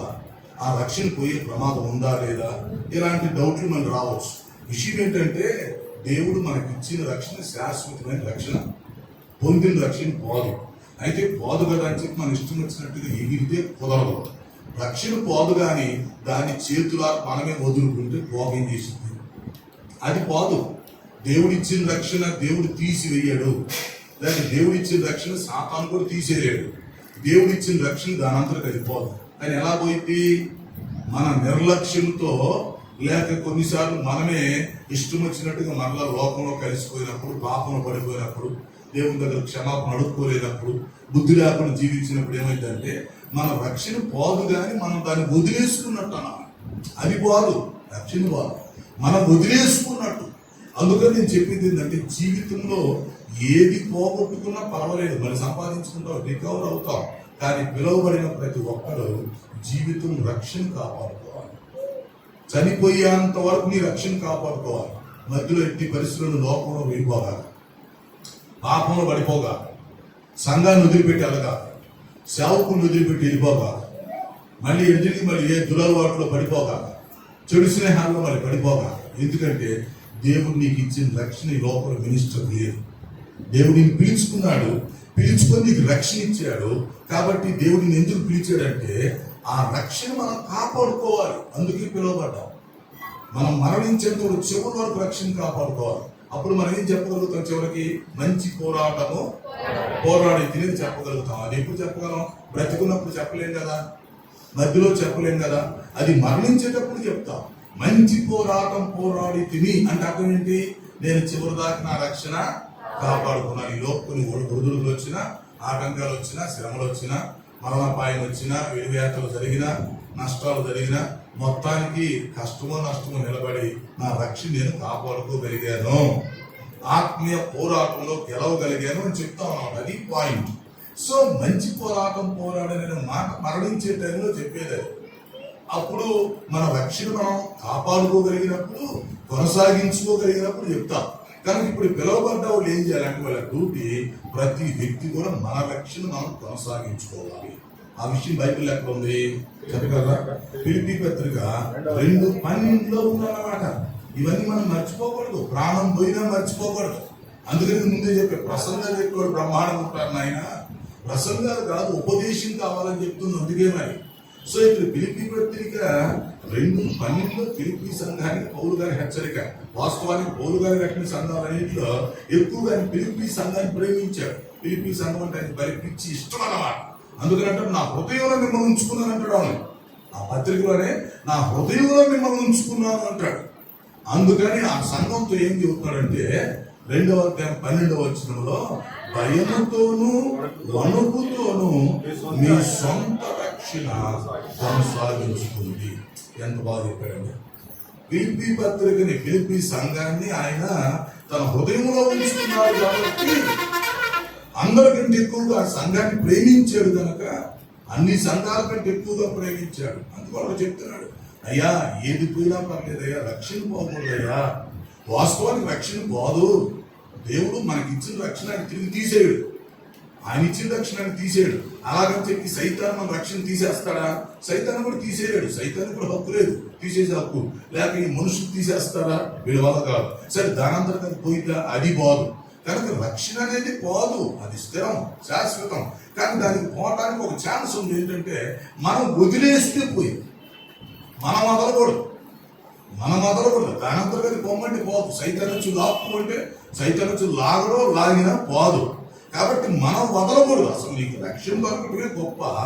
ఆ తర్వాత నేను ఇంట్లో చెలివేస్తారు, ఊర్లో చెలివేస్తారు, కులంలో చెలివేస్తారు. నీకు ఉద్యోగం రాదురా, నీ రిజర్వేషన్ లేదురా అంటారు. లేకపోతే నీకు తిడతారు, దూషిస్తారు, హింసలు వస్తాయి. లేకపోతే నువ్వు అనుకున్నది కొన్నిసార్లు జరగకపోవచ్చు, కొన్నిసార్లు నీకు కష్టాలు ఎక్కువవచ్చు, శ్రమలు ఎక్కువవచ్చు. లేకపోతే నువ్వు అనుకున్నది ఏది అనుకుని జరగకుండా ఉండొచ్చు. ఎలాంటి పరిస్థితుల్లో కూడా ఒకవేళ నువ్వు తొందరపడి ఆ రక్షణ వదులుకోకూడదు. ఎందుకంటే దాని వాల్యూ నీకు తెలిసి ఉండాలి, రక్షణ విలువ తెలిసి ఉండాలి. కనుక పిలువబడ్డ ప్రతి ఒక్కడికి ఏం చెప్పాలంటే, అయ్యా రక్షణ విలువైంది కనుక ఎవరి సొంత రక్షణ వాళ్ళు ఏం చేయాలా? కొనసాగించుకోవాలి. ఆత్మీయ పోరాటంలో నిలబడాలి, గెలవాలి. చివరి దాకా మన ఊపిరి పోయేంత వరకు, మన పరలోకానికి వెళ్ళేంత వరకు ఈ రక్షణ మనం చాలా విడిచిపోకూడదు. అది పరిస్థితి ఎన్నో రానివ్వండి, వస్తే వచ్చి పోయి నష్టాలు జరిగితే జరిగినాయి. రేపు ఎన్నో నష్టాలు మీకు రావచ్చు, వస్తాయి. ఎన్నో శ్రమలు వస్తాయి, అవమానాలు వస్తాయి, నిందలు వస్తాయి, ప్రతికూల పరిస్థితులు వస్తాయి. వాటన్నిటి కోసం రక్షణ పోల్చకూడదు. చాలా మంది ఈరోజు రక్షణ పోల్చుకొని పోగొట్టుకుంటున్నారు. ఇప్పుడు ఉదాహరణకి రేపు గవర్నమెంట్ ఒక చట్టం చేయబోతుంది. ఏంటంటే ఎస్సీ వాళ్ళందరూ మరి వాళ్ళు ఎస్సీలుగా ఎందుకు చర్చికి వెళ్తున్నారు? ఎస్సీకి ఉన్నవాడు చర్చికి వెళ్ళకూడదు, లేదా చర్చికి ఎందుకు ఎస్సీ ఇవ్వాలని చెప్పి కేంద్ర ప్రభుత్వం చట్టం చేయబోతుంది. ఏం చేస్తారు? ఎస్సీ ఉన్నవాళ్ళు వాళ్ళు ప్రభుత్వాన్ని మోసం చేస్తున్నారు, దేవుడు మోసం చేయడం కదా. వాళ్ళు ఎస్సీ రిజర్వేషన్ తెచ్చుకుంటున్నారు. మళ్ళీ మేము ఇక్కడ క్రైస్తవులు చర్చికి వస్తున్నారు. అని చెప్పి రేపు చట్టం చేయబోతున్నారు. అప్పుడు ఏమైంది తెలుసా, నామకర్త క్రైస్తవులు అందరికీ పెద్ద ఇబ్బంది వచ్చింది. అప్పుడు వాళ్ళు ఏం చేస్తారు, ఇంకా రిజర్వేషన్ కోసం, ఉద్యోగాల కోసం, స్కాలర్షిప్ కోసం చర్చీలు మానిపడేస్తారా, లేక చర్చి కోసం వీటిని వదులుకుంటారా? రేపు భవిష్యత్తులో ప్రాక్టికల్స్ రాబోతున్నాయండి, అగ్ని పరీక్షలు రాబోతున్నాయి. అర్థం కావట్లేదు జనాలకి. అప్పుడు వాళ్ళు ఏం చేస్తారు, చర్చికి వస్తే నీకు అక్కడ చర్చిలో నువ్వు కనపడడానికి నీ ఫోటో తీసారనుకో, అక్కడ రికార్డులో నీ ఉద్యోగం సీరియల్ నెంబర్ తీసుకుపెడతారు, ఎస్ఆర్ తీసేస్తారు. ఇక్కడ చర్చిలో నీ పేరు ఉంటే అక్కడ ఎస్ఆర్లో తీసేస్తారు ఉద్యోగంలో. నీకు ఉద్యోగం ఊడిపోయినట్టు రేపు అక్కడ ఆఫీసులో కనపడింది, ఏం చేస్తావు? అప్పుడు ఆఫీసులో కనపడతావా, చర్చిలో కనపడతావా? ఎలాంటి పరిస్థితులు రాబోతున్నాయి తెలుసా? అప్పుడు కొన్నిసార్లు మన రక్షణ మనం వదులుకోవటం, తాకట్టు పెట్టుకునే పరిస్థితులు వస్తాయి. లేకపోతే చర్చిలు కూడా మానిపడేసే పరిస్థితులు వస్తాయి. ఇళ్ళలోకి వచ్చి ఇచ్చేస్తారు, క్రైస్తవ ఫోటోలు ఉన్నాయండి. మరి ఫోటోలు ఉంటే మరి నువ్వు క్రైస్తవుడు అయ్యాడు, మరి ఇలాంటివి చెప్తున్నావు అంటారు. ఏం చెప్తారు? సో ప్రియులారా, ప్రతిదీ మీరు ముందుగానే తెలుసుకుని ఉండాలి. వాక్యం ప్రకారం దేవుడు మనల్ని పిలిచాడు అనే పాయింట్ గుర్తుపెట్టుకోవాలి. ఆ పిలిచిన దేవుడు నమ్మదగిన వాడు. మనల్ని పిలిచాడు కనుక మొత్తం ఆయనే చూసుకుంటాడు. ఆ పిలిచిన దేవుడు ఇప్పుడు మనల్ని ఎందుకు పిలిచాడు అని ఆలోచిస్తే చాలా కారణాలు ఉన్నాయి. అందులో మొదటి కారణం ఏంటి? ఆయన మనల్ని రక్షించుకోవడానికి పిలుచుకున్నాడు, చక్కగా రక్షించుకున్నాడు కనుక ఆ రక్షణ మనం కొనసాగించుకోవాలి. ఇప్పుడు పిలిచిన మనల్ని రక్షించుకోవడానికి పిలిచాడు, మన ఆత్మను రక్షించాలని ఉద్దేశించి పిలిచాడు. రక్షించకపోతే మనల్ని ఎందుకు పిలుస్తాడు? ఆయన రక్షించుకోవాలనే కదా మనం పిలిచాడు. ఇదిగోడు పర్వతం ఇవ్వాలి, నాకు ఈ వ్యక్తిని నా కుమారుడుగా చేసుకోవాలి, నా కుమార్తెగా చేసుకోవాలని ఒక మంచి ప్రణాళిక కలిగి ఈ ప్రపంచంలో నుంచి మనల్ని ప్రత్యేకించుకొని రక్షణ కోసం పిలుచుకున్నాడు. పిలిచి ఆ విలువైన అమూల్యమైన రక్షణ మనకి ఇచ్చాడు. ఇప్పుడు మనం ఏం చేయాలంటే ఆ ఇచ్చిన రక్షణ మళ్ళీ నిర్లక్ష్యం చేయకుండా, జార విడుచుకోకుండా, దేవుని నామానికి అవమానం తేకుండా, ఈ లోక సంబంధమైన ఆశీర్వాదాల కోసమో, స్వస్థతల కోసమో, ప్రభుత్వ రాయితీల కోసమో, మరి వచ్చే హింసల కోసమో ఆ రక్షణ వదులుకోకుండా చూసుకోవాలి. చాలా మంది దేవుళ్ళలోకి వచ్చి వెనకబడిపోతున్నారు. మనకు తెలుసా? ఒకప్పుడు అమీరుగా ఉండి దేవుళ్ళలోకి వచ్చి కొన్ని సంవత్సరాలు ఉండి మరి వెనకబడిపోతున్నారు. ఈ మధ్య కడప దగ్గర ఒక కుటుంబాన్ని తీసుకొచ్చి కూర్చోబెట్టారు నా దగ్గర, భార్య భర్తలు. వారు రక్షించబడ్డారట, 3 సంవత్సరాలు సంఘంలో బాగా పరిచయం చేశారట, మరి ఇప్పుడు లోకం కలిసిపోయాడు. ఆ పాస్టర్ గారి పైకి ఎందుకు తెలుస్తున్నారా? ఆ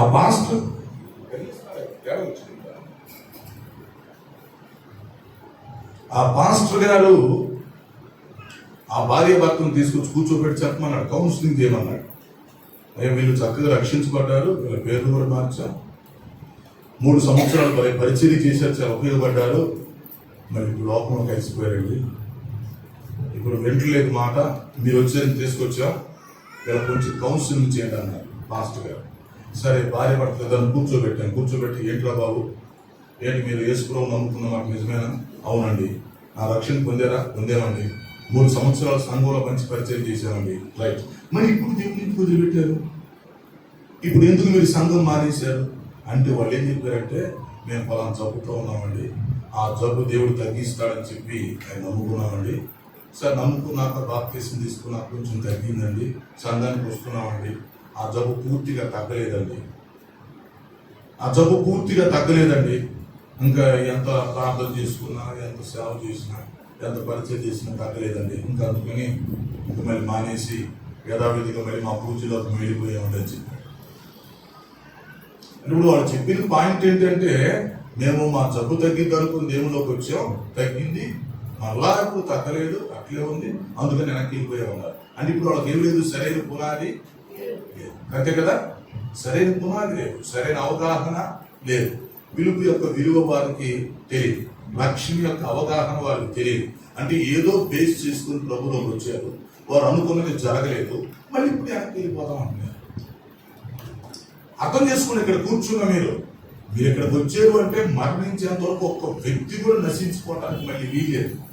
లోకస్తుల సంఘం పక్కన పెట్టండి, ముందు సంఘంలోకి వచ్చిన వాళ్ళు, పిలువబడిన వాళ్ళు, ఒక్క వ్యక్తి కూడా మళ్ళీ తప్పిపోవడానికి వీలేదు, లోకంలో కలిసిపోవడానికి వీలేదు. సంఘం చెక్కు చెదరకుండా ఉండాలి, సంఘం ఇంకా పెరగాలే కానీ ఉన్నోళ్ళు తగ్గిపోవడానికి వీలు లేదు. ఎందుకంటే అలాంటి పునాది తీసుకోవాలి, మనం ఒక మంచి అవగాహన కలిగి ఉండాలి. ప్రభు నాకు రక్షించాడు, ఈ లోకంలో పరిస్థితులు ఎలా ఉన్నా పర్వాలేదు, ఈ రక్షణ నేను కొనసాగించుకుంటాను, నేను చివరి వరకు ఈ రక్షణ కొనసాగించుకుంటాను. నాకు ఈ రక్షణ కావాలి. ప్రభువులను పిలిచిన పిలుపు తగినట్లుగా జీవిస్తారు. ఇక్కడ తాత్కాలికంగా ఒక 100 సంవత్సరాలు జీవించిన తర్వాత అయినా సరే నేను ప్రభు దగ్గరికి వెళ్ళాల్సిందే కదా. లక్షల కోట్ల సంవత్సరాల ప్రభుత్వం ఉండిపోతాను కదా, శాశ్వతగా ఉంటాను కదా. కాబట్టి ఈ తాత్కాలిక జీవితం ఎలా ఉన్నా పర్వాలేదు, నా రక్షణ మాత్రం నేను పోగొట్టుకోను. ఈ తాత్కాలిక జీవితం ఎలా ఉన్నా పర్వాలేదు. మీకు భగత్ సింగ్ గారి గురించి చెప్పాలి. మీకు తెలుసా, ఆయన సిక్కు మతానికి సంబంధించినాడు. పంజాబ్లో నుంచి వచ్చాడు. పంజాబ్లో నుంచి వస్తే ఏం జరిగిందంటే, ఆయన రక్షణ పొందినందుకు యేసు ప్రభు నమ్ముకున్నందుకు ఇంట్లో చెల్లగొట్టారు. భార్య కూడా రానుంది, పిల్లలు కూడా రానన్నారు, కులంలో చెల్లగొట్టేశారు, ఆస్తులు బాగోలేదన్నారు. మొత్తం నిధులు పడేసి వచ్చాడు ఆయన. కుటుంబాన్ని వదిలేశాడు, ఆస్తి వదిలేశాడు, కులాన్ని వదిలేశాడు, మతాన్ని వదిలేశాడు, ఒంటి బట్టలు దోచుపడేశాడు. అంతకుముందు బైబుల్ చీల్చేసిన వ్యక్తి. సో ఏమైంది, ప్రభు తెలుసుకున్నాను, రక్షణ పొందేది ఒప్పుకోలేదు. ఒప్పుకోకపోతే వచ్చేసాడు. నాకు ప్రభువు కావాలి, నాకు రక్షణ కావాలి. కుటుంబం కాదు కావాల్సింది, నాకు రక్షణ కావాలి. ఆస్తి కాదు కావాల్సింది, నాకు రక్షణ కావాలి. నాకు ప్రభువు కావాలి. నేను ఆయన పిలుపులో నుంచి వచ్చినవాడిని, నేను రక్షించబడ్డాను. మొత్తం వదిలేసి వచ్చాడు. వచ్చి తీసాడు. ఫస్ట్ చెన్నై ఇచ్చాడు. చెన్నై ఇచ్చి యెహోవా షమ్మా ప్రార్థన మందిరం స్టార్ట్ చేశాడు. ఆ తర్వాత దేవుడు మళ్ళీ చూపిస్తే హైదరాబాద్ ఎబ్రోన్కి వచ్చాడు. ఎబ్రోన్ కేంద్రంగా తీసుకొని ప్రపంచంలో 10,000 సంఘాలు పైగా కట్టారు. ఒక్క వ్యక్తి దేవుడి కోసం వచ్చినందుకు 10,000 సంఘాలు కట్టాడు. సో ఇంకొక విషయం ఏంటంటే, ఆయన హైదరాబాద్ లో చనిపోయినప్పుడు సమాధి దగ్గర వాళ్ళు బ్రదర్స్ వచ్చారు సాక్షి చెప్పడానికి. అప్పుడు వాళ్ళు చెప్పిన మాటలు అద్భుతమండి. అన్నిలో నుంచి వచ్చి వాళ్ళు ఏం చెప్పారంటే, మా సోదరుడు మమ్మల్ని కొంతమందిని వదిలేసుకుని వచ్చాడు, ఇక్కడ కొన్ని లక్షల మందిని సంపాదించుకున్నాడు. మమ్మల్ని వ్యక్తులుగా ఒక వ్యక్తిని వదిలేసి, లేక మమ్మల్ని 10 మందిని వదిలేసుకుని వస్తే ఇక్కడ 10 లక్షల మందిని సంపాదించుకున్నాడు అని చెప్పారు ఒక సమాధి. కొన్నిసార్లు మనకి చెత్త విషయాలు కొన్నంత విలువ మంచి విషయాలకు తెలియదు. కులాలు, మతాలు, ఆస్తులు, మరణాలు, శరీరాలు, డబ్బులు, చదువులు ఇవన్నీ చెత్త కుండీలోకి వెళ్ళిపోతాయి. ఇవన్నీ చెత్త కుండీలోకి వెళ్ళిపోతాయి. వాటిని రక్షణతో పోల్చడానికి కుదరదు. దేవుడు నీకు ఇచ్చిన రక్షణ నీ కులం కంటే గొప్పది, నీ మతం కంటే గొప్పది, నీ కుటుంబం కంటే గొప్పది. భార్య కూడా ఉంది, వచ్చాడు. వస్తావా, భార్య రానుంది, నువ్వు ప్రభు నమ్ముకుంటూ రానుంది, వచ్చాడు. పిల్లలు రానున్నారు, వచ్చాడు. మీరు లేకపోతే నేనేం చేస్తాను? మీరు లేకపోతే నేనేం చేస్తాను? భార్య కోసం ప్రభుని వదులుకుంటారా? భర్త కోసం ప్రభుని వదులుకుంటారు? ఎవరు చెప్పాడు? ఈడియట్. ఈ 70-80 సంవత్సరాలు ఉండే దానికోసం మీరు ఉంటారు. రేపు నేను చచ్చిపోతావు, నువ్వు చచ్చిపోతావు. దానికోసం నేను ప్రభుని వదులుకుంటే లక్షల కోట్ల సంవత్సరాలు నేను నరకంలో ఉండాలా? నేను అగ్నిగుండంలో కాలుతూ ఉండాలా? అప్పుడు వచ్చి మీరు రక్షిస్తారా నన్ను? అప్పుడు మీరు నన్ను తప్పిస్తారా అని అడిగాడు. మనుషులు చిన్న చిన్న లాభాలకు అలవాటు పడ్డారా? స్వస్థతలు, ఆశీర్వాదాలు, ప్రవచనాలు, దర్శనాలు, వీటికి అలవాటు పడిపోయి అవి జరిగితే చర్చికి వస్తారు, అవి జరిగితే గుంపులు వస్తారు మీటింగ్లకి, అవి జరగకపోతే ఇప్పుడు చిన్నగా జారుకుంటారు అన్నమాట. అంటే వాళ్ళ యొక్క బేసిక్ ఎక్కడుందంటే వాటి మీదే ఉంది. వాళ్ళకి పిలుపుల గురించి, ఈ రక్షణ గురించి, పరలోకం గురించి వాళ్ళకి అక్కర్లా. వాళ్ళకి ఏంటి అనుకున్నది జరిగిందా లేదా అది కావాలి. పిల్లలు పట్టలేదు, పుట్టారా లేదా, రోగం వచ్చింది తగ్గిందా లేదా, ఉద్యోగం కావాలి వచ్చిందా లేదా, ఏంటి చిన్నపిల్లలు చేస్తున్నారో లేకపోతే అమాయకులు అని అర్థం కాదు. వాటి కోసం రక్షణను పోల్చకూడదు, వాటి కోసం దేవుడిని పోల్చకూడదు. ఈ లోకంలో ఉద్యోగాలు ఏంటి, పిల్లలు ఏంటి, లేకపోతే ఇల్లు ఏంటి, గొడవ ఏంటి? పిల్లలు పుట్టారా, పుట్టినవు, పుట్టకపోతే పాని. ఇల్లు ఉందా, ఉండని, ఉండకపోతే పాని. ఉద్యోగం వచ్చిందా, రాని, రాకపోతే పానివయా. 100 సంవత్సరాల లోపు దానికి నువ్వు ఏం మాట్లాడతావు?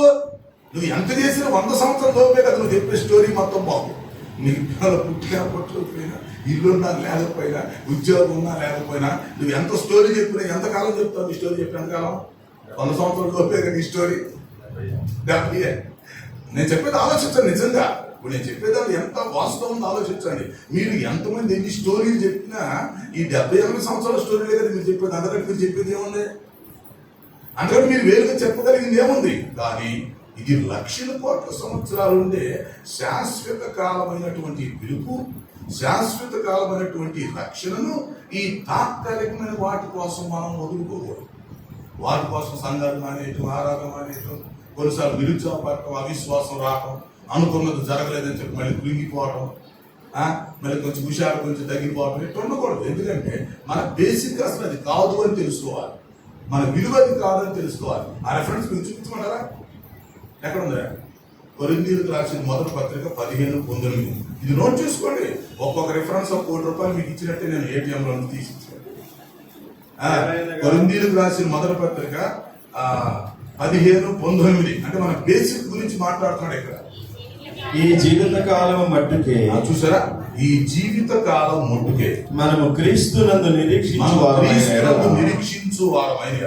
మనుషులందరికంటే దౌర్భాగ్యులమైందుము. అది లెక్క. అంటే ఈ జీవిత కాలం బెనిఫిట్స్ కోసమే ఒకవేళ మన ప్రభువు నమ్ముకునేటట్లయితే, అదే మన నిరీక్షణ అయితే, ఏదో జీవిత కాలపు బెనిఫిట్స్, పిల్లలని, ఇళ్ళని, ఉద్యోగాలని, చదువులని, జ్ఞానమని, స్వస్థతలని, వరాలని, ఫలాలని, లేకపోతే ఆశీర్వాదాలని, డబ్బులని, ఈ జీవిత కాలం యొక్క బెనిఫిట్స్ కోసమే మనం ప్రభువుని నమ్ముకునేటట్లయితే, అదే మన నిరీక్షణ అయితే, మనము మనుషులందరికంటే దౌర్భాగ్యులం అయిపోతామని ఉంది.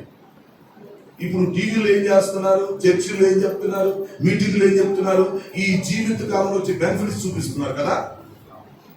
అంటే వాక్యానికి ఎంత వ్యతిరేకంగా జరుగుతుందో బయట బోధ, టీవీ ప్రసంగాలు, మీటింగ్స్ లో ప్రసంగాలు, చర్చిలో ప్రసంగాలు వాక్యానికి వ్యతిరేకంగా జరుగుతున్నాయి.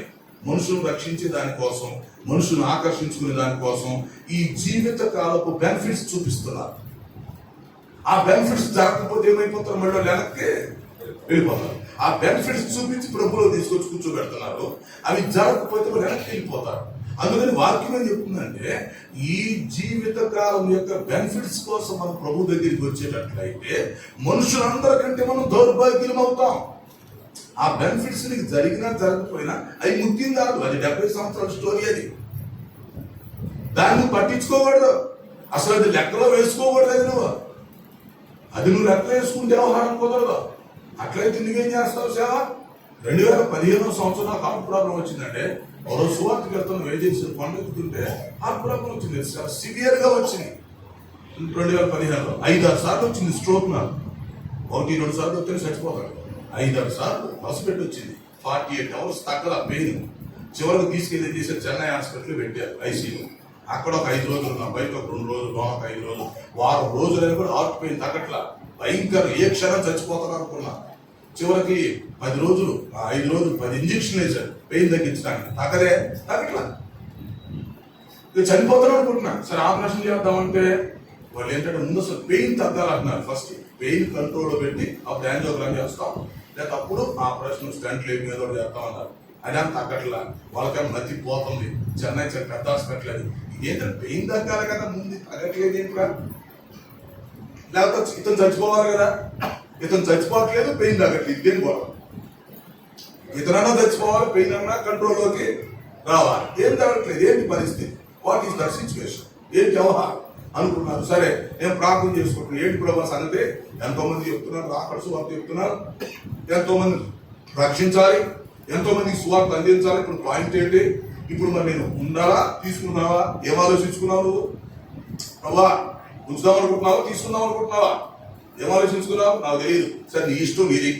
ఒకటి మాత్రం వాస్తవం ప్రభా, నా రిక్వెస్ట్ ఏంటంటే, ప్రభా ఉంచేవనుకో నీకు కొంచెం ఉపయోగపడతా. నేను కూడా కొన్ని ఆత్మ రక్షించుకొని పరలోకంలో బహుమానం తీసుకుంటా. నీకు నాకు మన ఇద్దరికి లాభం ఉంటే నన్ను తీసుకున్నావు అనుకో, నీ సెంటర్లో వస్తా. కాబట్టి ఏం ఆలోచించుకుంటూ ఆలోచించుకో. నన్ను పిలుచుకుంటే వచ్చేస్తా నిత్యత్వంలోకి. ఉంచుకున్నావు అనుకో నీకు కొంచెం ఉపయోగపడతా, నాకు లాభమే. నాకు ఆత్మ రక్షించుకుంటే పరలోకం నాకు కూడా ఏమొచ్చి బహుమానం వచ్చింది, నీకు కూడా కొంచెం ఉపయోగపడతాను అని ప్రార్థన చేసుకున్నాను. మొత్తానికి 5 రోజుల కొంచెం తగ్గింది. రేపు పొద్దున్నే ఆపరేషన్ చేస్తాం. ఆపరేషన్ థియేటర్లోకి వెళ్ళాలి. అప్పుడు డాక్టర్తో చెప్పాను, అయ్యా నేను సిద్ధపడలేదండి, మళ్ళీ వస్తానన్నారు. కుదరదు, ఆపరేషన్ థియేటర్లో తీసుకెళ్లాలా. ఆపరేషన్ అయితే ఆపరేషన్ అయితే, స్టంట్ అయితే స్టంట్లోకి, ఏదైతే చేసి పడేస్తాం అన్నారు. కుదరదండి, నేను సిద్ధపడలేదని, మళ్ళీ వస్తానని చెప్పి ఆపరేషన్ థియేటర్లోకి వెళ్ళాల్సిన వ్యక్తిని ఎలకొని బయటకు వచ్చే ఇంతవరకు వెళ్ళాలి. అర్థం చేసుకోండి. దేవుని స్తోత్రం. దేవుని యొక్క శక్తి అంటే, దేవుని మహిమ అంటే, దేవుని ప్రణాళిక అంటే వాళ్ళకి మాటలు చెప్పి సరిపోయింది. అంటే మాటలు చెప్పి తట్టుకుని మాటలతో కోట్ల కట్టలేం కదా. మాటలు చెప్తే అటు తిరుగుతాయి. రేపు ప్రొద్దున్న ఆపరేషన్ థియేటర్లోకి వెళ్ళాల్సిన వ్యక్తిని మళ్ళీ వస్తానని చెప్పి వచ్చి ఇంతవరకు వెళ్ళలేదు. 8 సంవత్సరాలు అయింది. లైఫ్ లాంగ్ మెడిసిన్ వాడాలన్నాడు, డైట్ చేయాలన్నాడు, నాన్ వెజ్ తినకూడదు అన్నాడు, మాట్లాడకూడదు అన్నాడు, బరువులు మోయకూడదు అన్నాడు. అన్ని వ్యతిరేకమే. సేవలు అవన్నీ ఎట్ట కుదురుతాయి? ఎట్టొకటి బండి నడుస్తూనే ఉంది 8 సంవత్సరాలు. ఎన్ని ఆటంకాలు వచ్చిన బండి నడుస్తూ ఉంది. నా విశ్వాసం ఏంటి? నా విశ్వాసం ఏంటంటే నాతో పని ఉన్నంతగా ఉంచుకుంటాడు, పని అయిపోతే తీసుకుంటాడు. నేను అది ప్రపంచం మొత్తానికి లైవ్ ఇచ్చేసి, ఇప్పుడు లాక్డౌన్ టైంలో లైవ్ ఇచ్చా, ప్రపంచం మొత్తానికి చెప్పేసి ఏం చెప్పానంటే, నా వీలునామా ముందే చెప్పాను, బాబు దేవుడితో నాకు పని ఉన్నంతకాలం ఆయన ఉంచుకుంటాడు, పని అయిపోతే తీసుకుంటాడు. రేపు నేను చనిపోయాను అనుకోండి, నా కోసం మీరు అదే చెప్పండి, సాక్ష్యాలు చెప్పేవాళ్ళు. ఆయన బతుకున్నప్పుడు ముందే చెప్పాడు, ఆయన ఆయనతో పని ఉన్నంతకాలం ఉంచుకుంటానన్నాడు, పని అయిపోయినా తీసుకుంటానని చెప్పి ఆయన ముందే చెప్పాడు. ఇప్పుడు ఆయన పోయాడు కాబట్టి, ఆయన పని అయిపోయింది కాబట్టి ఆయన వెళ్ళిపోతాడని ఆయన ముందే చెప్పాడని చెప్పి, నేను చనిపోయినప్పుడు నా గురించి సాక్ష్యం చెప్పండి అని ముందే లైవ్ లో చెప్పేశారు. పని అయిపోయింది. ఏది చెప్పినా దమ్ము కలిగి చెప్తాం, సత్తా కలిగి మాట్లాడతాం, తూతు మాత్రం కాదు, ఏదో ప్రసంగా చెప్పి వెళ్ళిపోయే వ్యవహారం కాదు. దానికి పద్ధతి ఉంటుంది, దానికి రుజువులు ఉంటాయి, దానికి ఒక వ్యవహారం ఉంటుంది అన్నమాట. కాబట్టి 8 సంవత్సరాల నుంచి ఇప్పుడు బ్రతికారు, 2015 నుంచి. ఇంకెన్ని సంవత్సరాలు ఉంటారో తెలియదు. ఈ రోజు ఉంటే ఉంటారు, పోతుపోతాం, దానికి ఏం చేస్తాం? కానీ విశ్వాసం, మన విశ్వాసం మనకు ఉంది. ఏంటి మన విశ్వాసం?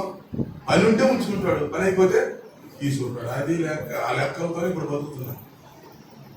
అంతేగాని ఈ లోక సంబంధమైన బెనిఫిట్స్ కోసం ఉండకూడదు. దేవుడు అది ఇచ్చాడు, ఇది ఇస్తాడు, అది ఇస్తాడని నమ్ముకున్నాను, ఇది ఇస్తాడని నమ్ముకున్నాను, అందుకే బాప్తీసం తీసుకున్నాను, చర్చికి వస్తే కలిసి వచ్చింది అనుకున్నాను. ఎవరు చెప్పాడు? అసలు ఇలాంటి బోధ పడుచుకోవాలంటే ఈ 90% టీవీలు అయ్యే ప్రసంగం చేస్తున్నాడు. ఈ సేవకులు టీవీలో అయ్యే వస్తనే, మీటింగ్లు అయ్యే చెప్తున్నారు. అది వాక్యానికి విరుద్ధం. అది అలా వద్దు, అలా లేదంటే బైబిల్ ఇక్కడ ఏమన్నాడు? మనం చదువుకున్నాం కదా, కొరింథీయులకు రాసిన మొదటి పత్రిక 15:19 ఏమన్నాడు? ఈ జీవిత కాలం మట్టుకే మనం క్రీస్తునందు నిరీక్షించు వారమైతే, అంటే ఇక్కడ ఆశీర్వాదాల కోసం, ఇక్కడ బెనిఫిట్స్ కోసం ప్రభు నమ్ముకునేటట్లయితే మనం మనుషులందరికంటే దౌర్భాగ్యం అయిపోతాం అంటున్నాడు. సో ఈ లోక సంబంధమైన బెనిఫిట్స్ కోసం ప్రభులోకి రమ్మని వాక్యం చెప్పట్లేదు నీకు. అయితే ఈ జనానికి తెలియక ఎట్టొకటి లా కట్టుకోవడానికో, ఆ కానుకల కోసం, ఈ జనాభాల కోసమో, లేకపోతే ఏదో పెద్ద పేరు ప్రతిష్టల కోసం ప్రభు నమ్ముకుంటా జరిగిద్దండి, ఇది జరిగిద్దండి అని చెప్పేసి ముందు లోపలికి లాగేస్తున్నారు. లాగి నాకు అది జరగకుండా జబ్బు అయిపోతుంది.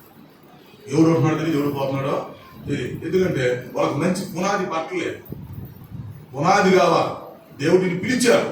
సో ఆ పిలుపు విలువ నీకు తెలియాలి. నీ పిలుపుని బట్టి నువ్వు సంతోషించాలంటే, నీ పిలుపుని బట్టి తృప్తి పడాలి. ఆ పిలుపులో నేను కొన్ని విషయాలు చెప్పాను. మొట్టమొదటి విషయం ఏం చెప్పాను? ఇప్పుడు రక్షణ కొరకు దేవుడిని పిలుచుకున్నాడు. ఎస్, రక్షణ కొరకు పిలుచుకున్నాడు కనుక ఆ రక్షణ కొనసాగించుకో. ఇక దాంతో దేన్ని పోల్చుకోడు. ఏది పోతే పోయిందిరా, ఈ రక్షణ సాన్ని అనుకో. ఈ కులం ఉంటే పోతే పోయిందిరా, ఈ కుటుంబం ఉంటే పోతే పోయిందిరా, ఇల్లు ఉంటే పోతే పోయింది, పెద్ద గొప్ప అంటారా, మిగతా వాళ్ళు పోయిందిరా, వాళ్ళకంటే నేను గొప్ప అంటే ఎంతమంది ఇల్లు బాగాలేదు, ఎంతమంది పరీక్షలు బాగాలేదు, ఎంతమంది ఫ్యామిలీ దెబ్బతినలేదు, ఎంతమంది జబ్బులు వచ్చి పోలేదు. అవన్నీ కాదురా నాయన, రక్షించే సాధన అనుకోవాలి. అట్లా మనం మైండ్ ట్యూన్ చేసుకోవాలి. అది సో ఈ పిలువబడిన వాళ్ళందరూ ప్రభు రక్షణ కోసం పిలిచాడు. పిలువబడి మనం ఏం చేయాలంటే, ఆ రక్షణ మనం ఏం చేయాలంటే కాపాడుకోవాలి. అంతవరకు కాపాడు. నెంబర్ 2, రెండవది ఏంటంటే, దేవుడిని ఎందుకు పిలిచాడంటే పిల్లరా, ఈ లోకంలో ఆయన్ని ఆరాధించడానికి ఆయన పిలుచుకున్నాడు. చాలా పాయింట్లో నేను తొలతరమాలుగా చెప్పి ముగించేస్తా. దేవుడు నిన్ను ఆరాధించుకోవటానికి పిలుచుకున్నాడు. అంటే నువ్వు ఒకటేమో నువ్వు రక్షణ పొందడానికి, ఆ రక్షణ కొనసాగించుకోవడానికి నువ్వు పిలువబడ్డావు. అలా చేసుకోలేవు. రెండవది, ఆయనను ఆరాధించటానికి నువ్వు పిలువబడ్డావు. దేవదూతలు పరలోకంలో దేవుని ఆరాధిస్తున్నట్టుగానే భూలోకంలో సంఘం ఆయన్ని ఆరాధించాలి. ఆయన ఆరాధించడం గొప్ప ధన్యత. కనుక ఆదివారం ఎవరు చర్చి మానేసి వెళ్ళకూడదు. సంఘస్థులు కూలి పని ఉంది సార్, కాంట్రాక్ట్ పని వచ్చింది సార్, ఇంట్లో పని వచ్చింది సార్, చుట్టాలు వచ్చింది సార్, ప్రయాణం వచ్చింది సార్, ఇలాంటి పనులు చెప్పి, ఇలాంటి మాటలు చెప్పి ఆరాధన మానేసే దరిద్రం ఎవరు తెచ్చుకోకూడదు. ఆరాధన మానేయటం పెద్ద శాపం. అది ఈరోజు ఆదివారం నువ్వు ఆబ్సెంట్ అయ్యావంటే ఈ వారం అంతా ఏదో నువ్వు పోగొట్టుకున్నట్టు ఉండింది. అట్లా ఉండకూడదు. నీకు ఎన్ని పనులున్నా ముందుగానే చక్క పెట్టుకో, లేక వదిలేసేది. అంతేగాని ఈరోజు చర్చి మానేసే పని పెట్టుకోగా. కొంతమంది చిన్నదానికి పెద్దానికి చర్చిలు మాని పెడతారు కదా. ఆబ్సెంట్ బ్యాచ్లు, మరి సంఘాలు ఎక్కువ ఉన్నారు తక్కువ ఉన్నారు నాకు తెలియదు. ఆబ్సెంట్ బ్యాచ్లు, లేట్గా వచ్చే బ్యాచ్లు, ఎగ్గొట్టే బ్యాచ్లు, అది కరెక్ట్ కాదు. సొంత పనైనా సరే ప్రక్కన పడేసేయి. నువ్వు చర్చి మానేసేవంటే ఏంటో తెలుసా? నువ్వు చచ్చిపోయి ఉండాలా, లేకపోతే సిక్ అయి ఉండాలి, లేకపోతే ఎందుకు మానేసి చెప్పి ఓడమనేమన్నాడు. ఈరోజు ఆరాధన ఎందుకు మానేశావు? నువ్వు సచ్చావా? చావులేక మరి పెట్టుకున్నావు, ఎందుకు మానేశావు? ఎందుకు మానేసావా ఆరాధన? లేదు, నువ్వు సిక్ అయిపోయావు, బెడ్డ మీద నుంచి రాలేకపోతున్నావా, మరి బాగానే తిరుగుతున్నావు కాదు, మరి ఎందుకు మానేసా?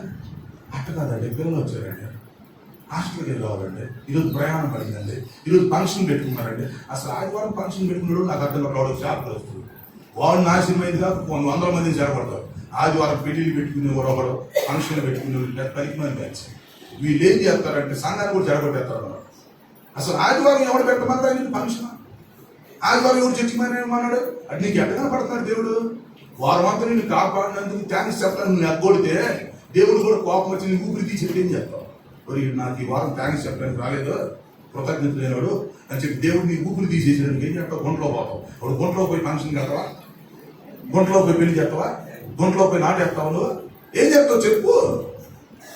చెప్పేవాళ్ళకి సిరిపోరిట్ అయిపోయింది. ఒక్కొక్కరు ఎవరు ఇష్టం వచ్చాడు వాడు అయిపోయింది. దేవుడిని రక్షించుకున్నాడు, పిలుచుకున్నాడు. మరి పిలుచుకున్నాడు వారానికి కోసం వచ్చి థ్యాంక్స్ చెప్పొద్దా? నీకు ఏ పని ఉంటేవా? ఈరోజు 1000 రూపాయలు ఉంటాయి, పోతే ఎత్తి 1000 రూపాయలు పడే 1000 పోతే 10 ఇస్తాడు దేవుడు. ఇంట్లో పని ఉందంటే ఈ రోజు రేపు చేసుకో, పెళ్లిళ్ళు పెట్టుకున్నారు అని చెప్పేసి, లేదా తర్వాత వస్తానని చెప్పేసి ముందే చెప్పేసి, నేను ఆదివారం చర్చికి వెళ్ళాలి, నేను చస్తే తప్ప నేను బ్రతికున్నప్పుడు చర్చి మానే ప్రసక్తి లేదు, నేను ముందు ఆరాధన చేయాలి, పోయి ఆరాధన చేయాలా, నేను పోయి ఆయన థ్యాంక్స్ చెప్పొద్దు అంటే అది నేను కృతజ్ఞతలు చెల్లించొద్దా? స్తుతులు చెల్లించొద్దా? నేను ఇంట్లో ఉంటానండి. ఒకవేళ నేను సిక్ అయిపోయి బెడ్ ఎక్కితే అది వేరే విషయం, కానీ నేను సిక్ అవ్వకుండా ఉండి ఆరాధన మానేయాలి. అట్లా ఉండాలి మన భక్తి అనేది. దేవుడు మనల్ని పిలిచింది దేనికంటే ఆయన ఆరాధించడానికి. పరలోకంలో దేవదూతలు ఎలాగ దేవుని ఆరాధిస్తున్నారో భూలోకంలో సార్వత్రిక సంఘము ఆయనను ఆరాధించవలెను. ఆరాధించుటకు ఆప్షన్ పడకూడదు, ఆరాధించుటకు లేటుగా రాకూడదు, ఆరాధించుటకు ఎగ్గొట్టకూడదు, ఆరాధన కోసం వ్యవసాయ పనులు వ్యాపార పనులు పెట్టుకోకూడదు. 6 రోజులు పని చేసుకోరా బాబు అని చెప్తే వాడు సోమవారం ఉంటాడు, రోజు ఖాళీగా ఉంటాడు, ఆదివారం పని పెట్టుకుంటాడు. అది ఇంకో పెద్ద సోమవారుడు, రోజు ఖాళీగా తిరుగుతుంటాడు. ఆదివారం వచ్చేది ఏమొచ్చింది మనవాడికి? ఏదో పని వచ్చింది. మరి అదేంటి అక్కడ ఇవన్నీ నేర్చుకోవాలి. పునాది అంటే పిలుపుకు తగ్గట్టుగా జీవించాలి. ప్రభు మనల్ని పిలిచినప్పుడు ఆ పిలుపును మనం నిలబెట్టాలి, ఆ పిలుపులో ఉన్నటువంటి విషయాన్ని అర్థం చేసుకోవాలి. కాబట్టి ఎంతమంది చెప్పి ఈరోజు ఆరాధన సెలవు పెట్టి పడేసాయి, సెలవు పెట్టేటినే తర్వాత జరిగింది. నేను డిగ్రీ చదువుతున్నప్పుడు నేను ఉద్యోగం వెళ్ళాల్సి వచ్చింది, ఇంటర్వ్యూ ఆదివారం వచ్చింది. ఎక్కడ పడేసి బా నీకు ఉద్యోగం ఇంటర్వ్యూ నువ్వే అంటా, ఆరాధన మానేసి ఇంటర్వ్యూకి రావడం. నేను ఆరాధన కొట్టేసింది ఇంటర్వ్యూ ఏంది, నీకు ఉద్యోగం పెట్టి నువ్వే అంటా. ఆరాధన మానేసి ఆయన ఊరుకుంటున్నా, ఆయన ప్రాణం తీసిపోతాడు. ఉద్యోగం లేకపోతే పర్లేదు, కానీ ప్రాణం పోతే అప్పుడు ఏం చేయాలి? ఉద్యోగం లేదు పర్లేదు, కానీ ప్రాణం పోతే ఏం చేయాలి? ఒక ఊర్లో అంటే ఈ మధ్య పేపర్లు వేశారు, ఒక ఊర్లో ఎలక్షన్ జరుగుతుంటే ఊళ్ళో ఒక్కడు ఓటేయడానికి ఊడే లేదంట, అసలు ఊడే లేదంట. ఎలా పోయేసరికి గవర్నమెంట్కి అర్థం కాదంటే ఈ ఊళ్ళో అప్పుడు కూడా ఓటేయలేదు, అసలు ఏంటి ఇష్టం లేదంటే, లేకపోతే వీళ్ళు ఎవరైనా బెదిరిస్తున్నారు ఏంటి అని చెప్పి చెక్ చేయడానికి వెళ్ళారట. వీళ్ళు ఎవరైనా బెదిరిస్తున్నారా, లేకపోతే అసలు ఓటేయడం ఇష్టం లేదా, అసలు ఏంటంటే కారణం తెచ్చుకున్నారంటే ఎవడు ఆ రోజు ఓటేయడానికి వెళ్తారు. ఏంటంటే ఆదివారం ఎలక్షన్ ఆడి పెట్టమనడం మిమ్మల్ని చర్చి వదిలిపెట్టి మేము క్యూలో నిలబడమంటారా? మా ఓట్లు కావాలని ప్రత్యేకం పెట్టమంటే సపరేట్ మరీ పెట్టారు. మేము ఓట్లు వేయాలనుకుంటే మాకు అవకాశం కలిగించాలి. అంటే మా ఆరాధనకు విరుద్ధంగా మీరు ఓట్లు వేస్తున్నారంటే ఏంటిదని అర్థం? భక్తి అనేది నిక్కచ్చుకుండాలి. భక్తి అనేది కత్తి మీద సాన్ లాంటిది, నిక్కచ్చుకుండాలి. దేవుడు నమ్ముకున్నవాడు కట్టుకుంటే ఏమైందంటే దేవుడు దుమ్ము రేపేస్తాడు ఈ లోకాన్ని. నీ పక్షిలో గొప్ప గొప్ప అద్భుతాలు జరుగుతాయి. అయితే మనం కరెక్ట్గా ఉండాలి. గొప్ప గొప్ప నేను చెప్తున్నాను అదే, బైబుల్లో జరిగిన అద్భుతాలు నా జీవితంలో ఎన్నో చేసి పడేశా, ఇప్పుడు చేస్తున్నా. ఒకసారి చీరాల్లో మీటింగ్ జరుగుతున్నాయి 4 రోజులు, సుమారు కొన్ని వేల మంది వచ్చారు చీరాల చర్చ్ కాంపౌండ్ లో. చివరి రోజు వర్షం వస్తా ఉంది, నేను వాకింగ్ మొదలు పెట్టాను, వర్షం స్టార్ట్ అయింది, భయంకరమైన వర్షం. నాకు ఏడుపు వస్తుంది. ఇన్ని వేల మంది ప్రజలకి వాకింగ్ చెప్పకుండా ఎట్టబ్బా అని బాధపడతా ఉన్నారు. ప్రార్థన చేస్తున్నాం, ఏంటి ప్రభా వ్యవహారం అంటే, ఏంటి మరి వర్షం వస్తే పరిస్థితి అట్ట, ఇన్ని వేల మంది రేపు కూడా లేదు మీటింగ్ మళ్ళీ అని ప్రార్థన చేస్తుంటారు పిల్లరా. పుస్తకంలో రాసి మరి ప్రపంచం మొత్తానికి వెళ్ళింది వార్త. చీరాల్లో చర్చి కాంపౌండ్ లో కొన్ని వేల మంది ఉన్నారు, అక్కడ వర్షం పడలేదు, చుట్టుపక్కల బాగోళ్ళు నీళ్ళు వర్షం, గ్రౌండ్ చుట్టూ వర్షమే లోన్ వల్ల. ఇంకా అంతకంటే పూజ ఏం చెప్తున్నట్టు చెప్పాయా? ఏం చెప్పమంటారు? ఇంకా అంతకంటే బైబిల్ దగ్గర అద్భుతం అంతగా ఏం కావాలి? భయంకరంగా వర్షం పడతా ఉంది. మీటింగ్ వెళ్ళిన చూస్తే రోడ్డు మీద నీళ్లు పారుతున్నాయి, లోపల మాత్రం మీటింగ్ జరిగింది గ్రౌండ్ లో. నేను సేవలోకి వచ్చినాక 30-40 సార్లు చేతికి వర్షం అయిపోయింది. అవన్నీ ఇప్పుడు మేము లైవ్ లో చెప్పుకుంటూ లక్ష్మణ్ నా చుట్టూ తిరుగుతాడు. ఈ టీవీలో కూడా ఓరేసిన తుమ్మిందని తగ్గిందని తెగ చూపిస్తున్నారు లైవ్ లో. నాకు మంట మండిపోతుంది. చిన్నదానికి పెద్దదానికి లైవ్ చూపించి కెమెరా తిప్పి రౌండ్ కెమెరాలు పెట్టి రామప్పుడు ఏం జరిగిందమ్మా, తనకి పోయిందండి, మా కాళ్ళకి పోయిందండి, వాడికి ఇక్కడ తగ్గి ఇంటికి వెళ్తాను మళ్ళీ వచ్చిందాడు. దాన్ని ఏం చేస్తారంటే వీడు చూపించేసి ప్రజలు మొత్తం నా కట్టుకొని అమ్మో పొలం మీద పోయిందంట, మోకాలు కోటు పోయిందంట, పైకి ఎక్కితే పోయి కింద కొత్త మళ్ళీ వచ్చిందా. ఇంత మాయ చేస్తున్నారంటే అలాంటి అద్భుతాలు మేము చేసి లక్షల మంది మా చుట్టూ మేము తిప్పుకోవచ్చు. చెప్తున్నాను కదా, నేను సేవలోకి వచ్చినాక 30-40 సార్లు వర్షం ఆగింది. చెయ్యించుకే వర్షం ఆగింది. మరి ఇప్పుడు ఏం చేయమంటారు చెప్పండి? ఇక అవి చెప్పుకొని మీరు తిరగమంటారా? స్వస్థతలు చేసుకుని తిరగమంటారా? వాక్యం పెట్టి ప్రజలు మా చుట్టూ తిట్టుకోమంటారంటే మా తెలీదా ఎవరం? ఎన్ని కష్టాలు పడి వచ్చావు ఈ సేవలో, ఎన్ని అనుభవాలు. 1800 మంది సేవకులు ట్రైనింగ్ ఇచ్చిన నేను. నా దగ్గర ట్రైనింగ్ అయిపోయి 1000 మంది సేవ చేస్తున్నాడు దిట్టంగా. సైలెంట్గా ఎందుకు కూర్చున్నాను? నోరు మూసుకొని కూర్చోవాలి కాబట్టి కూర్చున్నాను. లేకపోతే మేము ఎగరలేమా, చెప్పలేమా, తిరగలేమా, పోగు చేయలేమా? No, that's not good. అద్భుతుండింది. మన భక్తి మనం కొనసాగించుకోవాలి, మన రక్షణ మనం కొనసాగించుకోవాలి. దేవుడు మనల్ని పిలిచాడు, ఆ పిలుపుకు తగినట్లుగా జీవించాలి. అది సో ఇదేం పిలుపు? రక్షణ. ప్రభు మనం రక్షించుకున్నాడు, చివరి వరకు ఆ రక్షణ మనం ఏం చేయాలా? కొనసాగించాలి. నెక్స్ట్, ఆయన ఆరాధించడానికి నేను పిలిచాడు. ఎట్టి పరిస్థితుల్లో ఆరాధన మానకూడదు. ఊపిరి పోయినా సరే, ఊపిరి పోతే ఇంకేం చేయలేము, కానీ అప్పుడు దాకా ఆరాధన మానకూడదు. భర్తలకు చెప్పుకోవాలి, భార్య పిల్లలకు చెప్పుకోవాలి, అయ్యా ఆరాధన చేయాలయ్యా, దానికి దేవుడు బాధపడతాడయ్యా, అది కరెక్ట్ కాదయ్యా. ఆయన మన కోసం ప్రాణం పెట్టినప్పుడు, శిలువలో రక్తం కార్చినప్పుడు కనీసం మనం థ్యాంక్స్ చెప్పి రాకపోతే అది కరెక్ట్ కాదయ్యా, అసలు అది ఆ పద్ధతి నాకు నచ్చదయ్యా, మనసాక్షి ఒప్పుకోదయ్యా, నేను ఆయన ఆరాధన చేయాలయ్యా, నా రక్షణ కొరకు స్తుతులు చెల్లించాలయ్యా, ఆ ఫీలింగ్ రావాలి.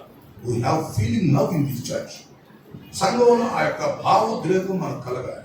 అది సంగతి. నెంబర్ 3, ఆ తర్వాత ప్రభు మనల్ని ఎందుకు పిలుచుకున్నాడంటే పిల్లల మూడవది, పరిశుద్ధంగా బ్రతకటానికి పిలుచుకున్నాడు.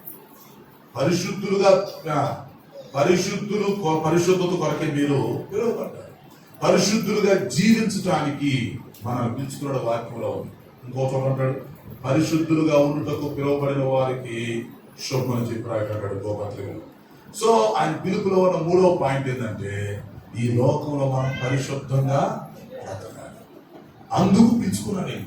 లోకస్తులు నీకొద్దు, దొంగలు ఉంటారు, తాగుబోతులు ఉంటారు, వ్యభిచారులు ఉంటారు, నరహాంతకులు ఉంటారు, మోసగాళ్ళు ఉంటారు, మాంత్రికులు ఉంటారు. నీకెందుకు వాళ్ళ గొడవ? నీకెందుకయ్యా? నువ్వు పిలువబడ్డవాడివి. You are a separate man or women who have selected people. మనం ప్రత్యేకించబడ్డాం. పిలుపు మన పెద్ద ప్లాన్లు ఉన్నాయి దేవుడికి, మన మీద ఆయన ప్లాన్లు పెట్టుకుని కూర్చున్నాడు. అందువల్ల ఇప్పుడు 3వది ఏంటంటే, సంఘానికి వచ్చిన ప్రతి ఒక్కరు కూడా పరిశుద్ధంగా బ్రతకాలి. పరిశుద్ధులుగా ఉండటానికి మనల్ని పిలుచుకున్నాడు ఆయన. అందుకే పరిశుద్ధులుగా ఉండుటకు పిలువబడిన వారికి శుభమని చెప్పుడు ఆయన. సో దేనికోసం పిలుచుకున్నారంట? పరిశుద్ధత. అంటే మన శరీరం పరిశుద్ధం ఉండాలి, మన మనస్సు పరిశుద్ధం ఉండాలి, మన ఆత్మ పరిశుద్ధం ఉండాలి, మన హృదయం పరిశుద్ధం ఉండాలా, మన కంటి చూపులు పరిశుద్ధం ఉండాలా, మన కోరికలు పవిత్రంగా ఉండాలా, మన అలవాట్లు పవిత్రంగా ఉండాలా, లేకపోతే మన పద్ధతులు పవిత్రంగా ఉండాలి. ఎక్కడ కూడా దోషం రాకూడదు. ఇప్పుడు నీ కంటి చూపులతో చూస్తావు, అమ్మాయిని చూస్తావు, అబ్బాయిని చూస్తావు, పరపురుషుని చూస్తావు, పరస్త్రీని చూస్తావు. చూసినప్పుడు మీ అక్కనుకో, మీ అన్ననుకో, మీ తమ్ముడనుకో, మీ చెల్లెనుకో, నీ చూపులు దోషం ఉండకూడదు. మీ అక్కని ఎడ చూస్తావా, మీ అన్నని ఎడ చూస్తావు, అక్కను చూడు. నీ కంటి చూపులో, నీ నోటి మాటలు పవిత్రత, నోటి మాటలు పవిత్రత, లేకపోతే నీ యొక్క హృదయం పవిత్రత, మనసు పవిత్రత, అలవాట్లు, కోరికలు, ఉద్దేశాలు పవిత్రత. దేవుడు పరిశుద్ధం ఉండడానికి మనల్ని పిలిచాడు. ఆయన పరిశుద్ధులు కూడా మనం పరిశుద్ధంగా ఉండాలి. అందువల్ల ఈ లోకంలో మనుషులందరూ ఎవరు ఎట్టపోతే నీకు ఎందుకు, కొంతమంది అన్న పరిశుద్ధం ఉండాలని ఆయన పిలుచుకున్నాడు. ఈ పరిశుద్ధం ఉండడం కోసమే పరలోకానికి వెళ్ళేది. అందుకని ఎబ్రీ పత్రిక ఏం చెప్పాడు అక్కడ? ఎబ్రీ పత్రిక 12:14 అంటాడు, అందరితోనూ మరి సమాధానం ఉండడానికి ప్రయత్నం చేయడని. తర్వాత పరిశుద్ధత లేకుండా ఎవడును ప్రభువును చూడలేడు. ఎవడను ప్రభువును చూడలేడంటే అర్థం ఏంటి? ఎవడు కూడా మధ్యాకాశంలోకి వెళ్ళలేడు, ఎత్తబడే సంఘంలో ఉండలేడు, ఆయన ముఖ దర్శనం చేసుకోలేడు. ఆయన చూడలేడంటే ముఖ దర్శనం చేసుకోలేడు అని దాని అర్థం. కాబట్టి పరిశుద్ధం కావాలి. నీకు పరిశుద్ధం ఉంటేనే ఎత్తబడే సంఘంలోకి వెళ్తావు, రేపు ఆయన ముఖాన్ని చూడగలుగుతావు. పరిశుద్ధత లేని రమ్మని ప్రభు పిలిచిన వీళ్ళు వెనక్కి వెళ్ళిపోతారు. పరిశుద్ధత లేదనుకో, నాన్న పదవకని రమ్మంటే వదిలేశారని వెనక్కి వెళ్ళిపోతారు. ఎందుకంటే పరిశుద్ధత లేనివాడు ప్రభు ముఖ దర్శనం చేసుకోలేడు. పరలోకానికి రమ్మని ఆయన పిలిచినా సరే, నేను రోజు వేటి ఎందుకు లేరా బాబు, నిన్ను నరకాన్ని పరుగుడు ఎందుకు వచ్చేసరి పరలోకం ఎక్కడో చోటు రమ్మంటే రాలేడు. ఆయన రమ్మని పిలిచినా రాలేడు. కాబట్టి సంఘం అంటే పిల్లారా పరిశుద్ధులుగా ఉంటూ పిలువబడిన వాళ్ళు. ప్రతి ఒక్కరి దగ్గర పరిశుద్ధులు క్యారెక్టర్ జాగ్రత్త చేసుకోవాలి. ఎవరొస్తున్న కుర్రోళ్ళు క్యారెక్టర్ జాగ్రత్తగా ఉండాలి. ఎక్కువ తక్కువ ఉండకూడదు, హెచ్చు తక్కువ ఉండకూడదు, ఎంత పడతారు ప్రవర్తించకూడదు. పురుషుడు లాగా ఉండాలి, స్త్రీ లాగా ఉండాలి. పురుషుడు ఏమో స్త్రీ డ్రెస్ వేసుకొని, స్త్రీ ఏమో పురుషుడు డ్రెస్ వేసుకొని చెత్తపని చేయకూడదు. ఆడపిల్లలు మగపిల్లలు ఏం చేస్తారు? ఈ కుర్రోళ్ళు ఏం చేస్తారా? ఈ మగపిల్లలు ఏం చేస్తారు? చక్కగా చుట్టు పెంచి చేస్తారు. సింపని చేయాలి, చుట్టు పెంచి పడేసేసి వీళ్ళు ఏమన్నా ఆడవాళ్ళు కనపడుతుంది. ఆడపిల్లలు జీన్ ప్యాంట్లు వేసి, టీ షర్ట్లు వేసి దరిద్రంగా క్రాప్ చేసి పడేసి చర్చలు పోతున్నారు దరిద్రంగా. ఏంటది? ఆడపిల్లలు మగపిల్లలు కనపడుతున్నాయి, మగపిల్లలు ఆడపిల్లలు కనపడుతున్నాయి. దేవుడు వారిని స్త్రీని గాను పురుషుడు గాను సృజించను. సో పురుషుడు స్త్రీ పురుషుడు వేషమైనను, పురుషుడు స్త్రీ వేషం అయినను దేవుడికి నచ్చదు. ఈ రెండు యెహోవాకు హేయములు. కాబట్టి చర్చికి వచ్చేవాడు చర్చి సపరేట్. ప్రపంచంలో నుంచి నేను ముందే చెప్పాను, కొన్ని కోట్ల మందిలో నుంచి నువ్వు సపరేట్ చేయబడ్డావు, గుర్తుపెట్టుకోవాలి.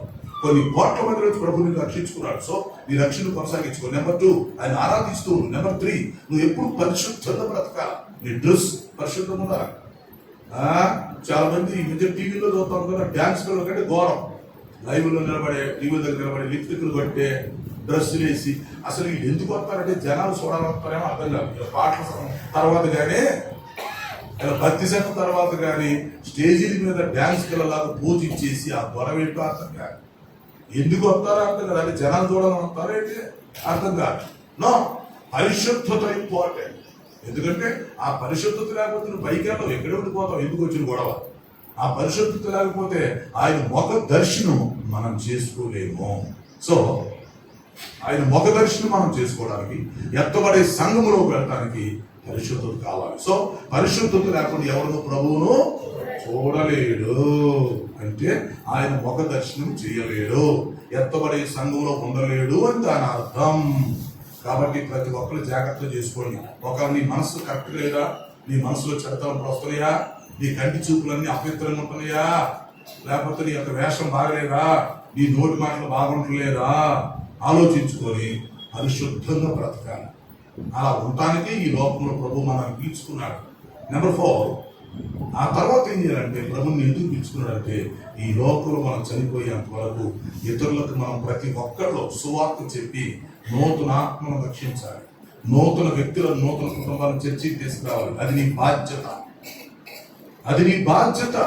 నువ్వు సువార్త చెప్పడం నేర్చుకోవాలి. మీ ఇంటి ప్రక్క వాళ్ళు ఉంటారు, మీ ఇంట్లో వాళ్ళు ఉంటారు, మీ డ్యూటీలో వాళ్ళు ఉంటారు, మీ కొలీగ్స్ ఉంటారు, మీ ఫ్రెండ్స్ ఉంటారు, మీ రక్త సంబంధికులు ఉంటారు, లేకపోతే మీకు తెలిసిన వాళ్ళు ఉంటారు, నీతో క్లోజ్గా ఉన్న వాళ్ళు ఉంటారు. వాళ్ళకు నువ్వు యేసు ప్రభు గురించి మాట్లాడాలి. ఎక్కడుందా మాట్లాడా? పేతురు రాసిన మొదటి పత్రిక 2:9. పేతురు రాసిన మొదటి పత్రిక 2:9. మీరు చీకట్లో నుండి తన ఆశ్చర్యకరమైన వెలుగులోనికి మిమ్మల్ని పిలిచిన వాణి, చూసారా, మిమ్మల్ని పిలిచిన వాణి ప్రచురించు నిమిత్తం. అది ఆయన మనల్ని ఎందుకు పిలుచుకున్నాడంటే ఆయన గుణాతిశయములను మనం ప్రచురించడానికి. ఆయన చీకట్లో నుండి ఆశ్చర్యకరమైన వెలుగులోకి మనల్ని పిలుచుకున్నాడు. మనం పిలువబడిన వాళ్ళం. ఎందుకు పిలువబడ్డామంటే ఆయన గుణాతిశయాలు ఏం చేయాలంటే మనం ప్రచురించాలి. అంటే ఆయనలో ఉన్న మంచితనం, ఆయనలో ఉన్న ప్రేమ, ఆయనలో ఉన్న శక్తి, ఆయనలో ఉన్న మహిమ, ఆయన శిలువ ప్రేమ, శిలువలో మరణము, ఆయన శిలువలో కాల్చిన రక్తం, ఆయన గురించి మనం ఇతరులకు చెప్పాలి. వాళ్ళు మారతారా మారో, తర్వాత వాళ్ళు గొడవడదు అనుకోండి, మారతారా మారో, వాళ్ళ ఇష్టం వాళ్ళది అనుకోండి, కానీ మనం చెప్పాలి కదా వాళ్ళకి యేసుక్రీస్తు యొక్క గుణ లక్షణాలు, ఆయన గుణాతిశయములు మనం ప్రచురం చేయాలి. అయ్యా ప్రభు ఇలా ఉన్నాడు, ఇలా ఉన్నాడు, ఇలా ప్రేమిస్తున్నాడు, ఇలా క్షమిస్తాడు, ఇలా ఓర్చుకుంటున్నాడు, ఇలా దీవిస్తాడు, ఇలా రక్షిస్తాడు, ఇలా స్వస్థపరుస్తాడు, ఇలా నీ కోసం ప్రాణం పెట్టాడు, ఇలా నీ కోసం రక్తం కార్చడయా, ఆయన దగ్గరికి వస్తే ఎలా జరిగింది అలా జరిగిద్దని మనం ఏం చేయాలంటే ఆయన గురించి ప్రచురించాలి. అందుకు నిలిపించుకున్నాడు. ఆయన గుణాతిశయాలను నువ్వు ప్రచురించాలని నిన్ను పెంచుకున్నాడు. ఆయన సువార్తను చెప్పడానికి, ఆయన కోసం సాక్ష్యం చెప్పడానికి, ఆయన నువ్వు ప్రచారం చేయడానికి, ఆయన కోసం అనేక మంది నువ్వు చర్చికి తేటానికి నువ్వు పిలువబడ్డావు. సో నువ్వు ప్రభులోకి వచ్చినాక నువ్వు రక్షించుకొని ఎంతకాలం అయింది? బాప్తిసం తీసుకొని ఎంతకాలం అయింది? రైట్. ఎంతమందిని తీసుకొచ్చావు చర్చిలోకి? నీ ద్వారా ఎంతమంది వచ్చారు చర్చికి? ఎన్ని కుటుంబాలు వచ్చాయి? ఎంతమంది నువ్వు ప్రభావితం చేయగలిగావు? ఎంతమంది మీద నీ యొక్క ఎఫెక్టివ్ పడింది? What is this question? ఈ ప్రశ్నకి ఎవడేమి సమాధానం చెప్తాడు? నీ ప్రభావం ఎంత మీద పడింది? నువ్వు రక్షించబడ్డావు, వెరీ గుడ్, నువ్వు దేవుడు పడివే, ఎస్, నీకు వాక్యం తెలుసు, రైట్. సో నువ్వు ప్రభులోకి వచ్చినాక నీ ప్రభావం ఎంత మీద పడింది? ఎంతమంది మీద పడింది నీ ప్రభావం? నీ భక్తి యొక్క ఎఫెక్టివ్ ఎంతమంది మీద పడింది? ఎంతమంది నువ్వు చర్చికి తేగలిగావు? ఎన్ని కుటుంబాలు నీ పేరు చెప్పుకొని బాగుపడ్డాయి? నువ్వు దేవుల్లోకి వచ్చినాక నరకానికి వెళ్ళేవాళ్ళు ఎంతమంది నువ్వు ఆపగలిగావు? ఎంతమందిని మార్చగలిగావు? ఎంతమందిని అలవాట్లను చుడిపించగలిగావు? ఎంతమందిని చర్చకు తీసుకొచ్చి దేవుడు పరిచయం చేశావు? నీ మట్టుకు నువ్వు వస్తావు, నీ ఎట్ట కుదిరితే? నీ కుటుంబం వరకు నువ్వు వస్తే కుదిరిద్దా? అందుకని దేవుడిని రక్షించింది ఆయన గుణాతిశయములను ప్రోత్సహించడానికే కదా పెంచుకున్నాడు. సువార్త చెప్పడానికే కదా, సాక్ష్యం చెప్పడానికే కదా, ఇతరులను ప్రభు దగ్గరికి తీసుకుని రావడానికే కదా, సంఘానికి నూతన వ్యక్తులు, నూతన కుటుంబాలను తీసుకురావడానికి ప్రభు నిన్ను పిలుచుకున్నాడు.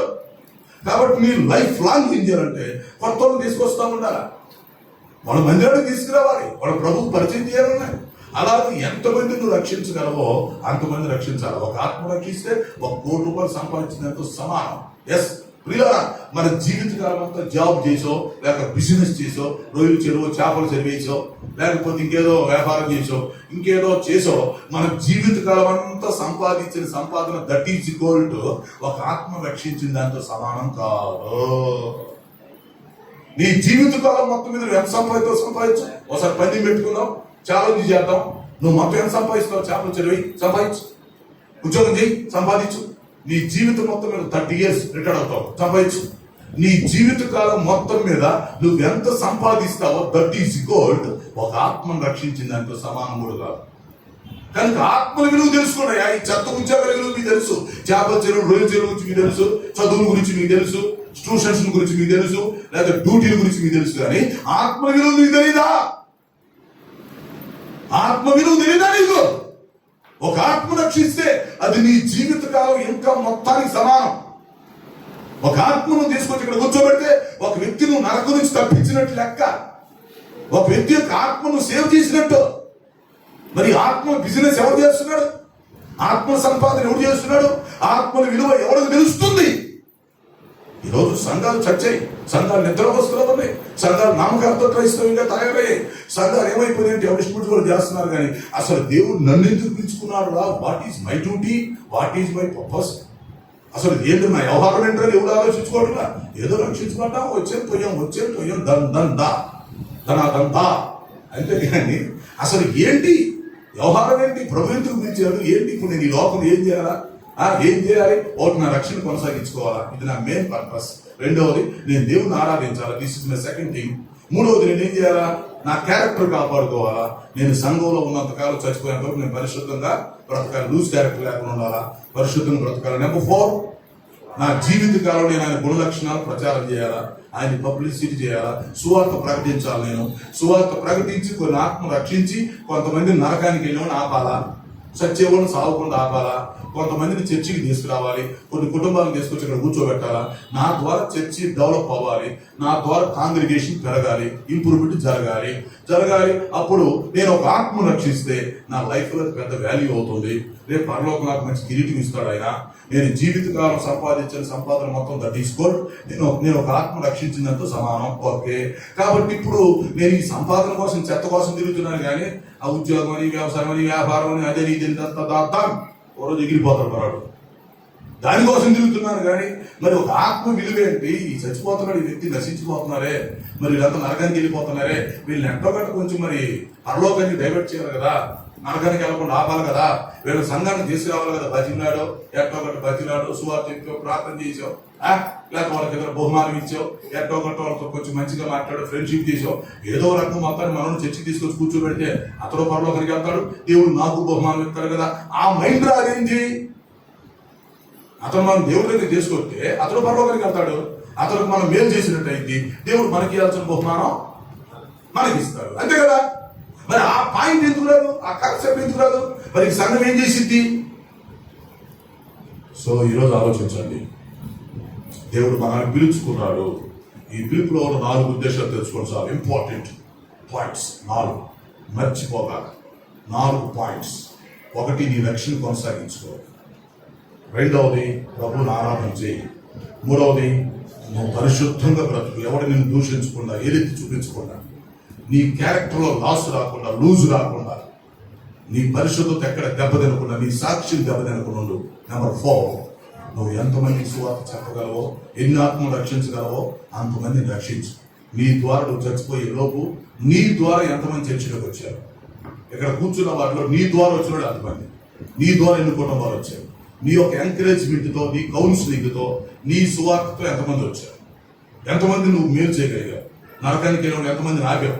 అది ఆలోచించుకొని మనం సువార్త ప్రకటించి ఆయన గుణాతి సేవలను ప్రచారం చేసి ఆత్మను రక్షించి సంఘంలో తీసుకురావాలి.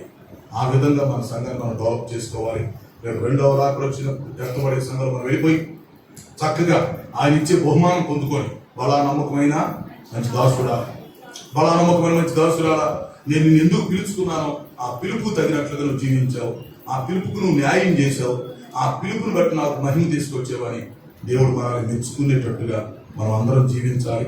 అలా జీవించడానికి మనం ప్రయత్నం చేద్దాం. అలా జీవించడానికి ఈ రోజు నుంచి మంచి తీర్మానం తీసుకొని ఒక ప్రత్యేకంగా నిజంగా ఈ సంఘం అంటే సూపర్ రా, ఈ సంఘం స్పెషల్గా ఉందా, వ్యవహారం వేరు ఉందా, అసలు క్యారెక్టర్ వేరుగా ఉంది, వీళ్ళ సువార్త వేరుగా ఉంది, వీళ్ళ ఆరాధన వేరుగా ఉంది, వీళ్ళంతా చాలా పరిశుద్ధంగా బ్రతుకుతున్నారు, వీళ్ళంతా అసలు చాలా దేవుని కోసం త్యాగం చేస్తున్నారు, భక్తిలో కరెక్ట్గా ఉన్నారు అని ఇతరులు మన గురించి చెప్తున్నట్టుగా ఒక మంచి సంఘముగా, ఎత్తబడే సంఘముగా మన సంఘం ఉండాలని దేవుని యొక్క వాక్యం హెచ్చరిస్తుంది. ఎస్, అట్టి కృపను దేవుడు మనందరికీ దయచేయునుగాక.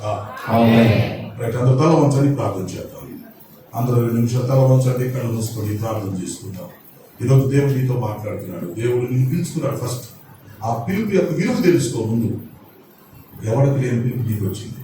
ఆ పిలుపు యొక్క విలువ, దేవుడు నీకు ఇచ్చిన రక్షణ, ఆ రక్షణ యొక్క విలువ, దేవుడు ఈ బెస్ట్ ప్లేస్లో తీసుకొచ్చి నేను కూర్చోబెట్టాడు. అందరికంటే గొప్ప ఆధిక్యత నీకు ఇచ్చాడు. అది తెలుసుకొని ఈ రోజు కరెక్ట్గా ఉండాలి. నీ విలువ తెలుసుకొని బ్రతకాలి. ప్రపంచంలో అందరికంటే నువ్వు గొప్పదానివి. అంతేకాని నీకంటే గొప్ప ఈ భూమి మీద ఎవరు లేడు. అందరికంటే గొప్ప స్టేటస్ ప్రభు మనకి ఇచ్చాడు. దాన్ని మనం నిలబెట్టుకోవాలి. ఈ లోకంలో ఆయన మనం ఎందుకు పిలుచుకున్నాడో ఆ పిలుపు తగినట్టుగా మనం ప్రవర్తించాలి. ఆ పిలుపుకి న్యాయం చేయాలి. ఆ పిలుపులో ఉన్నటువంటి కారణాలు అర్థం చేసుకొని మన డ్యూటీ మనం చేయాలి. అలా ఉండడానికి మనం ప్రయత్నం చేద్దాం. ప్రార్థన చేసుకుందాం. పరిశుద్ధుడైన మా తండ్రి, జీవాధిపతి, నానానికి స్తుతి స్తోత్రాలు చెల్లిస్తున్నాం. మీరు ప్రేమించి మాకు ఇచ్చిన వర్తమానం కొరకు మీకు స్తుతులు చెల్లిస్తున్నాం. ఈ వర్తమానం మా హృదయాల్లో ఫలింపు చేయమని మనం చేస్తున్నాం. ఈ భూలోకంలో సంఘం అంటే ఏమిటో, సంఘం ఎలా ఉండాలో, సంఘంలో ప్రతి వ్యక్తి యొక్క బాధ్యత ఏంటో, మేము ఎలా పిలువబడ్డామో, పిలుపు యొక్క గొప్పతనం ఏంటో, పిలువబడిన మేము ఎలా ప్రవర్తించాలో కొన్ని విషయాలు చక్కగా మాతో విస్తారంగా మాట్లాడుతూ నీ స్తోత్రాలు. ఈ సంఘాన్ని మీరు దర్శించినట్టు నీ స్తోత్రాలు. ఈ సంఘాన్ని ప్రభువా మీరు రక్షణలో స్థిరపరచండి, మీ ప్రణాళికలో స్థిరపరచండి. ప్రతి వ్యక్తిని పిలుపుకు తగినట్లుగా జీవించే వ్యక్తిగా తయారు చేయమని మనం చేస్తున్నాం. నిన్న వర్తమానం మా హృదయాల్లో ఫలింపు చేయండి. ఈరోజు ఆరాధన ఘనంగా జరిగిస్తూ వచ్చినందుకు మీకు స్తుతులు చెల్లిస్తూ యేసు పరిశుద్ధ నామములో అడుగుతున్నాను తండ్రి. ఆమేన్.